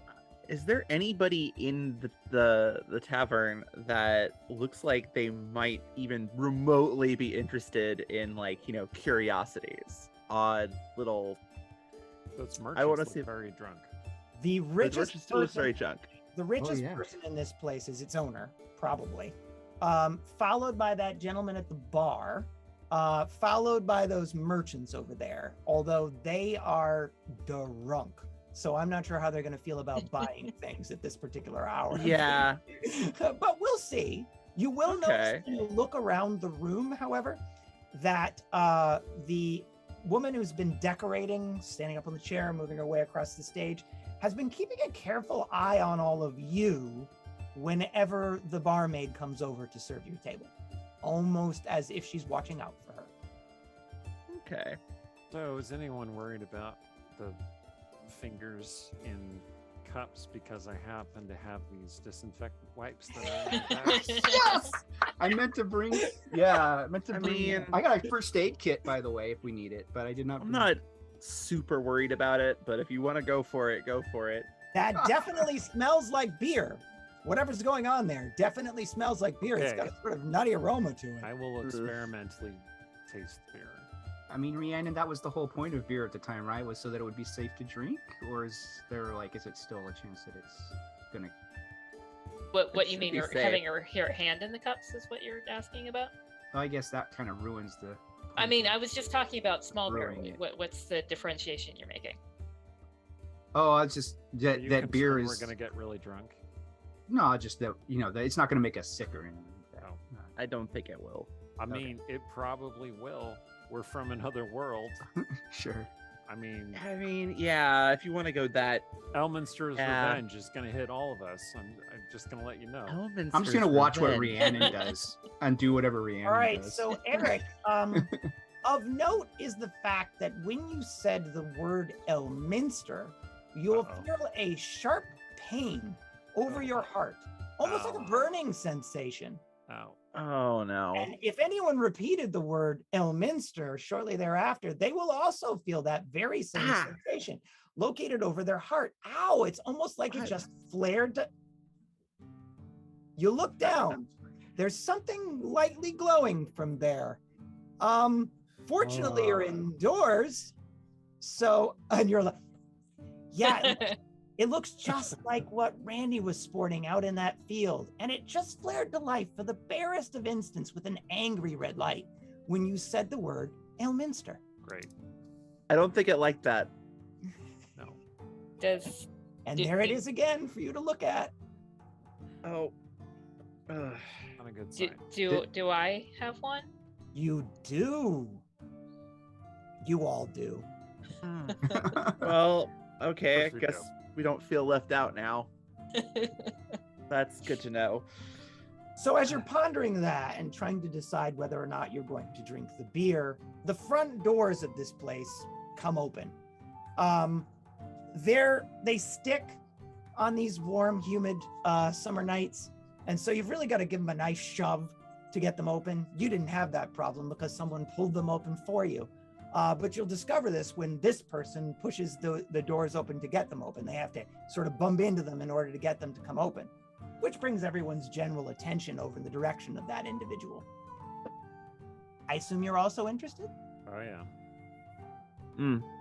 It's a person, or at least you think it's a person because they're heavily cloaked, wearing a Oh. gray, mud-covered wool cloak with the hood way up. Is he broody?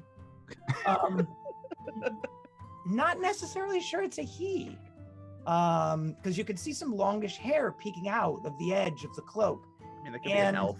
We don't know. Little too shortish, so 5 feet to 5'4", but a little too robust to be an elf. Not overweight per se, but definitely stout. Not a dwarf, too tall to be a dwarf. Definitely a woman, booted, heavy gray cloak covering most everything that person is wearing, and tugs to get the door closed, and then gives a quick look, sweeping left to right across the room. If you could all roll a 20-sided die for me. I wave. You'll wave? That would be a 5. 8. Okay. I Alex? got a 5. Okay, and Randy. I got a 19. All right, probably why you waved. Okay. As that individual sweeps their gaze across the room, you'll notice that the person has darkish hair with hints of faded blonde to it. A certain roundness and lushness to their face. You can only sort of see their nose, slightly rounded, projecting out from underneath this heavy cloak, which is covering most of their face. But there is something distinctly familiar about this individual. It looks like someone you know, but you can't make them out from this range because they're across the room. But there is a pang, every one of you who rolled under a 10, of familiarity about this person. And Eric, you think you are the most familiar with who this could... That can't be Aaron. I mean, there's just no way that could be Aaron. Yeah, that seems unlikely. That person will ignore you completely, Randy, when you wave hello to them and make their way in the direction of the bar.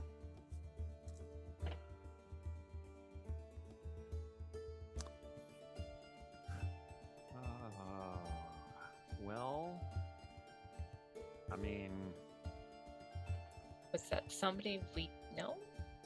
As you're thinking that thought, Gandios will launch into his standard greeting for deep night visitors, and this person will cut him off, waving a hand at him and say, in a slightly Slavic accent, tea if you have it, and pull up a seat at the bar.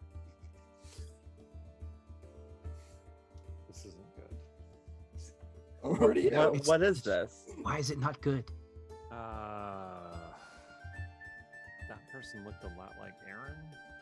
Mm-hmm. She sounds a lot like she's from Rashomon. Oh. Oh.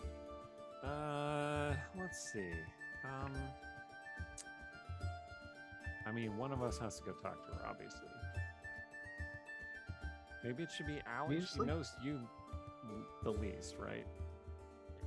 I mean, I guess I could try. Realistically though, like if this is, I mean, she realistically wouldn't know any of us. Look, I want to make one thing very clear, though. Cecilia would have every reason to hate me personally. Like me, Eric DeB, she would hate me so much. I mean, I guess that does sort of answer the year question. Maybe. Kind of. I don't know. That was just my. Fine, I'll go talk to her. Oh, Fine. well, I mean, I'll go, or at least I'll go with you, just in case. Okay. See if you All can right. get some tea. Tea is better than Yeah. for Okay. me than beer. I'm gonna leave. I'll have what she's having. All right. All right, Randy, watch over the sword. I'm not gonna take the sword with me. Okay. Gotta get a sheath or a scabbard or something. Anyway, well, let's go. Yeah, we'll worry about that. Right. So if I have this right, Eric, Allie, you're getting up, laying your weapons aside, and Mhm. mustering yourselves to go up to this stranger, this mysterious cloaked stranger at the bar, and engage them in pleasant conversation. Meanwhile, Rhiannon and Randy, you're guarding the weapons and staring quizzically at this beer. Mm-hmm. Mm-hmm. Have either of you drank any of it? I mean, I'm gonna taste it to see how alcoholic it tastes and how sort of much like beer it tastes. All right, so Rhiannon's bold. Randy? I think if everyone else has tried it, I will not try it, just to be safe and be the designated person. I did sip it before I. Yeah. Oh, so then this will apply to you as well as to Rhiannon, Eric. It's weak, Rhiannon, and it's got stuff floating in it. It hasn't been, terribly well strained. It's got a head on it, so it's not flat, which is sort of nice. They probably sort of shook it around the inside of the container, which could explain some of the particulate matter. Tastes fairly earthy with an undertone of nuts. It's going to take a lot of this to make you drunk. It might not take a lot of you to make you throw up, though. I mean, tea's probably still gonna have bits too, so I can start fishing out the stuff from the top. And Rhiannon and I have an idea for how we can entertain these folks. Are you like I understand that this is part of how you're enjoying this place, but are you Yeah. really set on that idea? I'm not set on it, but you know, if it comes up, I have an idea. Row, Okay. row your boat. We can get them doing a round. We're in a boat, and they've never heard the song before, and then we can get them doing rounds, and you know, they'll be drinking and singing row, row, and they'll love it. And Huh? on that note, Huh? our intrepid adventurer is headed to the bar. So what's your plan, gentlemen, or gentleman and lady? I'm going to ask. I'm going to go to the bartender and say, next to this woman who just came in. So I heard that you have tea. My companion would like tea. So not Would you attempt, like to? not like that. I do like tea. Not attempt to address her directly, but rather just make that statement. Right. Okay. You will move over to near where the two of them are engaged in conversation. You will see that she has acquired tea in a cup. You can tell this because the cup is steaming. And she's asking when you arrive for rock sugar for the tea. You'll roll up and make your statement. And as you do, she'll have occasion to turn her head to the left and catch a look at you. She has a shocked reaction when she sees your face. Side eye. Okay. You'll good, also good. be able to deduce something about her, but not before she mutters out a phrase. She'll say, "Knight's heart. How is this possible? But I watched you die." Oh, good. And you'll know that she looks like Aaron at a glance, but this isn't Aaron. Okay. If it were okay. Aaron, it would be a much younger Aaron. Too young, too sort of stout to be her, and the irises on her eyes are colored, one gold, one silver. She has a ruddy tint to her skin, and the hood, it's up pretty high, but could it be concealing something? Maybe shapes going along the top of it? It's hard to tell. She certainly has a very wicked looking dagger at her belt and another in her boot. And you can see at her wrists, as she's turned in your direction, the edges of marks or tattoos or something that wind their way up her wrists in purple and black ink. One of which over her left wrist looks almost like a trident. Oh boy. Do you have any immediate response to her remark? I'm sorry. Have we met? I just have one of those faces. She'll look at you more closely and she'll say, "Nath, you're not Stalavar. Never matter. Apologies." She has a slight Slavic accent. Okay. I mean, he gets that a lot, I think. Does Like that you said, one of those faces. name mean anything to you, Eric? I'm gonna have to head back over to the table, and I'm gonna have to Oh, consult Mm, my Okay. sources. So he just leaves. He just leaves. And you're waiting for tea. No offense, of course. Have that tea over at our table over there. I'll guess I'll just. The tavern master, who's raptly watching your conversation at a polite distance, will nod aggressively and say, "Yes, yes, I'll have a loo, bring it right over."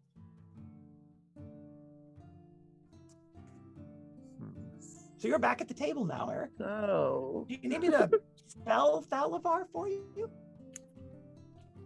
No, I know what she said. Okay. Fuck. Okay. Hey, That's two. True. Yeah, all right. So, no. Okay. So, first of all, no, that does not answer when we are, because the Thalavar family has been around for a very long time. Second of all, why would she mistake me for one of those people? unless we assume that all the characters I write about look like me, which I think is an unfair assumption that people make about writers all the time. But I mean, there are certain ones that, like, no offense to you, I would certainly hope would look like you. Your technical wizard has brought up an illustration. Since he's been kind enough to do that, could you all roll a 20-sided die for me? Actually, really just Allie and Eric, because you're the only two people saw it directly.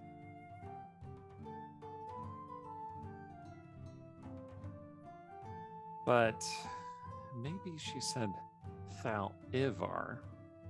Huh, that's a totally different person. I don't know.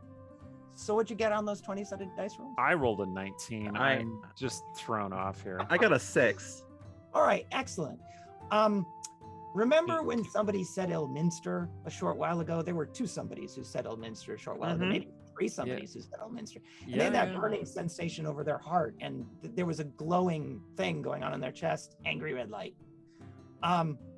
Yeah, that's, do you see in the foreground of that image that there's a similar trident-like shape sort of over the gauntlet shape in the back? Mm-hmm. It looks an awful lot like the tattoo she had on her wrist, now that you think about it.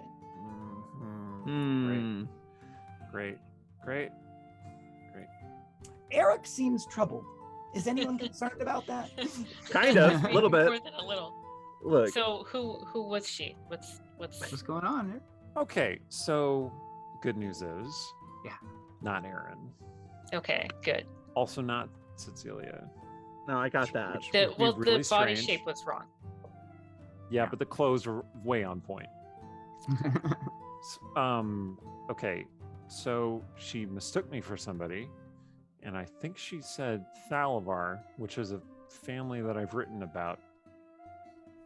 One of whom is a traveling paladin, the original Shadowbane. So, that's potentially upsetting. I mean, it's kind of cool, but it's potentially upsetting. That doesn't really tell us about the time, because she said I was clearly dead. So, He said she watched you die. yeah. Yeah. Oh boy. So then Well- who's she? I don't know. Is it Farida? See, I I don't think thought the that, but I timing's right didn't for that. see her. You didn't see her either, Randy. Oh, You know what? Maybe you should go over there and see if she thinks you're somebody. Oh, good thought. Yeah, I'm just gonna sit here and Eric, roll Have- 25 for me. have a little existential dread.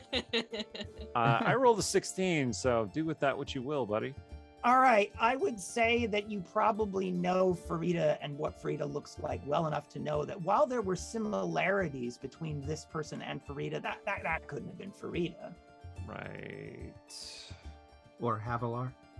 Right. or Havilar. Well, I mean, Similarities, though, for sure.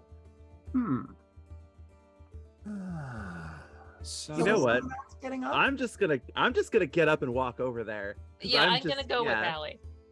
Okay. I'm gonna walk back over. I'm just gonna be drink some of this beer right here. Yeah. Take the bits out Are you first. drinking it pretty? Yeah, I was just gonna say aggressively. Oh, that very is. aggressively. Ooh, that is a taste Ooh, and a texture. It's the Yeah. bit that really sells the beer. Yeah. That's- I'm it's gonna the be bit. like, Is that a clove? I am sorry about that. My Actually, friend I hope it was a think- clove. got a bit spooked. Bit of a So you're misunderstanding now, there. You're now so- back over to Yes. the bar. Okay, go ahead. Yeah, so it's like, so I apologize for him just running off like that. I think he got a bit freaked out. I don't know. That whole misunderstanding. She's looking I'm not at really you- even sure what's up with that. She's looking at you like she's equal parts confused and annoyed that you're over here talking to her, and in fact that you've brought a friend. It's like some sort of an amusement for all of you. So, we'll Oh, oh, Yes, who finally Aw. showed up. Go, Randy, he said. okay. Okay, go ahead. we'll leave you alone just a second. But apparently you mentioned a name that you mistook our friend for. Our friend's name is Eric, so not the same. But Didn't even think of a fake name I should give people. God, Does it you don't tell matter? people your real name. Names have power. it's Fine. not your full name, you see. It's true. So It what's troubles me not whether or not he's a Thalavar. He's not Beldrith. who might you be?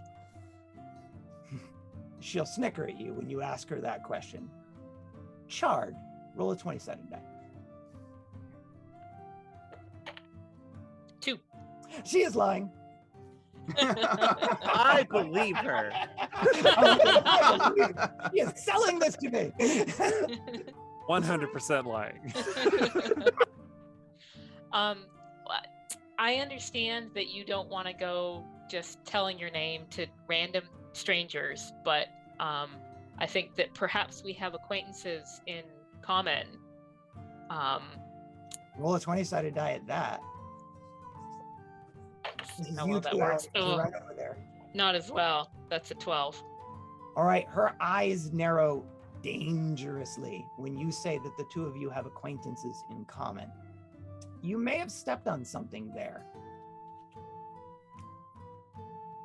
Keep talking. Dagger. It's a nice Uh, tattoo you've got there. Are you gonna say that? Yeah. Okay. All right then. Yeah. I mean, these feel like the Azure Bonds kind of a situation. I'm not sure if these She tattoos will are good things. turn on the two of you, like turn in your general direction. And you'll see as she does so, some things about her that you didn't pick up before. One of those things is that she's dirty and sweaty. She looks harried, like she came in out of the night under difficult circumstances. And she's obviously in some sort of general distress, right? She's not, she may be wounded and attempting to conceal it. It's hard to say, but she steadies herself on the bar. And as she does so, she sort of digs into the wood with her fingers for a minute when she turns herself somewhat awkwardly over in your general direction. Her eyes narrow quite dangerously when you say that and mention them. Yeah. And reflexively, she drops her sleeves down to cover the mark on her wrist. Rhiannon, when you see this and you witness that exchange, do you do or say anything? I mean, so if I was to sort of like, could I get the top of the Are you sure? just the top of the mark that we have sort of on our chest? So you wish to attempt to display it to her. Just like a little bit, just the top in my neckline. Now, be aware that lurking some 6 feet away is a Mm. very attentive and helpful bartender who may or not care about what you're up to, but just is there. Now, that doesn't necessarily mean that he's going to see what you're doing, but Well, there's so possibility. if I turn my back to the bartender, I'm That's sure there's helpful. no angle in the room where nobody will see. But if I am facing her, then hopefully her body should sort of block the sight of what I'm showing her from most people. Would that be correct? Yes, that's a fair assumption. Okay. So All right, that's what I'm gonna do. So you're going to do that. Allie, are you going to pause to let her pull off whatever stratagem she's working with? Somewhat. I think I will just when I see that kind of falter, digging the fingers into the bar top, be like, oh, whoa, slow down. Are you okay? All right, so you'll change your tone from one of potentially confrontational or threatening to one of concern. Yeah. Okay. And gentlemen, you're across the room watching this Yeah. go down. Could you each roll a 20-sided die for me? Oh, Sure. I'm over here consoling Eric. He's obviously in existential crisis over the fact that his characters have been given life in this world and have suffered, and he has killed them horribly. right. And, When one of them finds me, that's when things are gonna get bad. oh, You know it's gonna be Illira, right? Yes, I do. I rolled an 11. Okay, I an rolled a 11 14. and a The 14. problem So with it you're being kinda- Ilra is that it could be any time, and she would want to Yeah. kill me regardless of what Yeah. time it was. So you're sort of dimly aware that there's a conversation going on over there Yeah. and that it's gotten a little bit dramatic.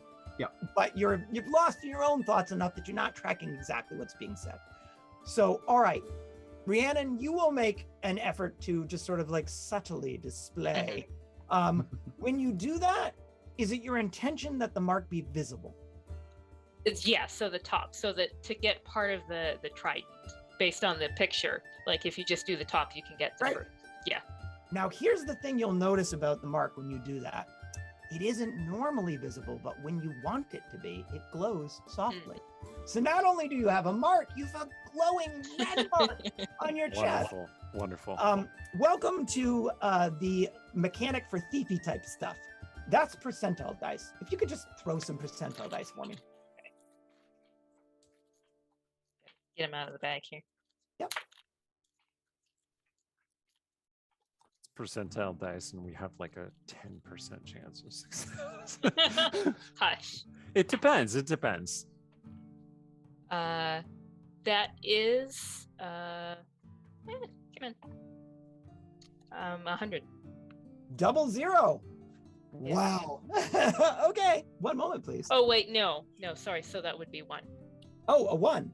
A 1 is the best success you can possibly achieve. So you do exactly what you'd intended. You show this thing in precisely the way that she and only she can see it. When she does, because it's really hard to miss that the way you pulled it off so eloquently, or deftly, I should say, she looks shocked and then wryly amused, and she says, "Sark," in a bitter way, with a barked laugh, "I should have known. She wouldn't let me do this alone. That slarning bitch. Is this what she bred me for? Is this why he laid with me? Well, you can tell them, all of them, that it's mine." And that is where we will end our adventure for the evening. Wow, are we in trouble? Oh my god. No. What, is it okay for Eric to give us the context, or are we keeping Oh it a no, mystery? I'm just saying it could be. No, I'd rather it be a surprise. Oh, you're welcome to talk amongst yourselves for a minute. I called it here because the next dramatic thing, I mean, just way too dramatic. So I figured one dramatic cliffhanger is good enough. Is this what's her name? See, I've read the books, but I can't remember the names very well. Brecius? I'm not sure who this. Okay. I'm not entirely sure who this is that we're dealing with and what exactly is going to go on, but we're going to see. So I'm pretending like I have a lot of knowledge, but I only know so much here. So yeah, let's chat about this later. Yeah. And come up with some strategies and thoughts and suggestions. Anyway, thank you all for watching our experiment of the Isekai Realms, where we're all playing ourselves in the Forgotten Realms, and it's going sideways real fast. I have been Eric Scott DeVee, one of the players, usually the DM. Oh boy. Oh god. Thank you all for coming with us on this unconventional gaming journey. There will be a part 2, don't you worry. Chris probably has enough content for like 8 episodes, but we'll probably keep it to like just a couple. You can find me online at Twitter, and then tweet at me about your theories about what terrible hell is going to be unleashed on our players. And also just check out our Discord and stuff for more information about all of our games. We are about to finish up the drawing, the raffle. So if you're looking for the book, put in the code to get the book. And we're gonna outro everybody, and then we're gonna do the drawing. So take it away, Rhiannon. Hey, I've been Rhiannon Held. You can find me on Twitter at Rhiannon Held. My website, rhiannonheld.com. Check out my story that I'm going to put the link. And if you enjoy the story, maybe check out some of my novellas in my space opera series, the Amsterdam Institute series. Collected the first 4 in Idyllion. They're great. You'll love them. And tonight, thank you to our moderators. Seldarine, Mardug, I don't think is there tonight, but always thankful. Rumpus Imperator Allie's right here with us. So Hey, you're not doing your job, Alec. No, just kidding. Just kidding.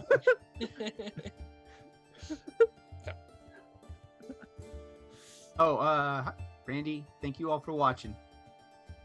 And thank you all so much for giving to the Trevor Project. You blasted past our goal. You guys are awesome. They can use all the support they can get. You're helping save lives, literally. Really appreciate that. Yeah. I mean, you can still donate too. We're still raising money. Yeah. We're like 30% over our goal, but we'd love to have more. So, if you want to kick in a few bucks to them, you could help people's lives a great deal. Allie. All right. Hi, I am Alexandra Pitchford. If you can find me on Twitter generally at Lexi Phoenix. And I also have a Patreon where I am releasing a serialized novella called The Phantomere Job, which takes place in the Greymantle setting that Eric and I have been brainstorming for a bit now. And if you want to check out another short story that takes place in the Greymantle setting, I have a story called The Sun Spear coming out in an anthology called Never Too Old to Save the World, and I will probably announce that closer to when it actually has its release, but it is finally successfully kickstarted, so looking forward to seeing that out in the wild. And Chris, thank you so much. Tell us where we can find you and interact with you. And I am Chris. You can find me only here. Excellent. And interact with me through this place. That's really one all- venue only. I'm a lawyer, so there's really not a lot to be done with me. So Like, if no, you you commit can't a hire me. crime in where Chris works, then you might interact with him. But maybe Still on that's your not own. what you should Still on do. your own, yes. I'll give you the one piece of advice I was given in law school on my first day. If you ever kill anyone, tell no one else. That's all you need to know. About That's a very good piece of advice. We appreciate that, Chris. All right, we're gonna making do a note. the giveaway. Do you also want to So- preview what we're going to be playing next week, Eric? I think we haven't fully decided Ah, what okay. we're gonna be playing. I thought so. I thought next week was Greymantle? Greymantle. Oh, Yeah. well, in that case, Allie I mentioned it, think so I'm Allie like, should be giving us a speaking preview of what we're going to be playing next week. Well, next week we will be playing a one-shot preview, kind of I would almost call it an episode 0, maybe, of our Greymantle campaign, featuring several of the characters that will be appearing in the campaign when it actually launches proper. So this should be a lot of fun. It'll be standalone, I think. So we'll see how it goes. I'm excited. Awesome. Yeah, I knew that. I was just being cagey. Yeah, I am actually running this game, right? Isn't that what we Yeah. decided? So that Yes. you can play in it? Yeah. Mm-hmm. And yeah, I'm planning on it being like a session 0, put the game together, get going with our little group. It's gonna be fun and interesting. All warlocks all the way down. No, I'm just kidding. No. Not everybody Not is gonna be a quite. warlock necessarily. Okay, yeah, somebody did bling bling for Rogar really late. So yeah, maybe the crowd's gonna shower you with coins. Who knows? All right, so let's do the drawing. Who does the giveaway? Somebody does it in the chat. Is that Yang Yang? Yang Yang, Yeah. the powerful tech entity that's above us. Yeah, since Gonna Steven do it. isn't here. So drum roll. We want to do the Homefront giveaway. The book. then There's also, is there a yep, dice? There's also a dice giveaway. So.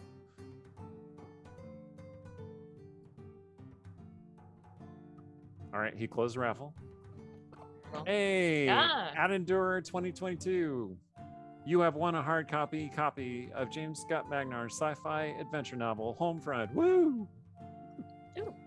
Nice. Nice. So there will be a contact coming your way. I like your name too. That's kind of neat. Oh, also, Matthias Zero has won a second copy of Homefront. Yeah, awesome. And Alright. if you missed it and you want it, you can also come on and enter on the Discord. Okay, and it looks like we did the dice giveaway. That's the dice giveaway for Scary Dan. Excellent. Cool. Congratulations, Scary Dan. I'm guessing that is a Halloween themed Steely Dan cover band. But anyway, it's pretty great. So thanks everybody. And there will be links for books and dice and stuff. And there will be more giveaways in future games. So that's it for us. We are out for tonight. Rhiannon has a thing. Until next time, may your word counts and your dice rolls be equally high.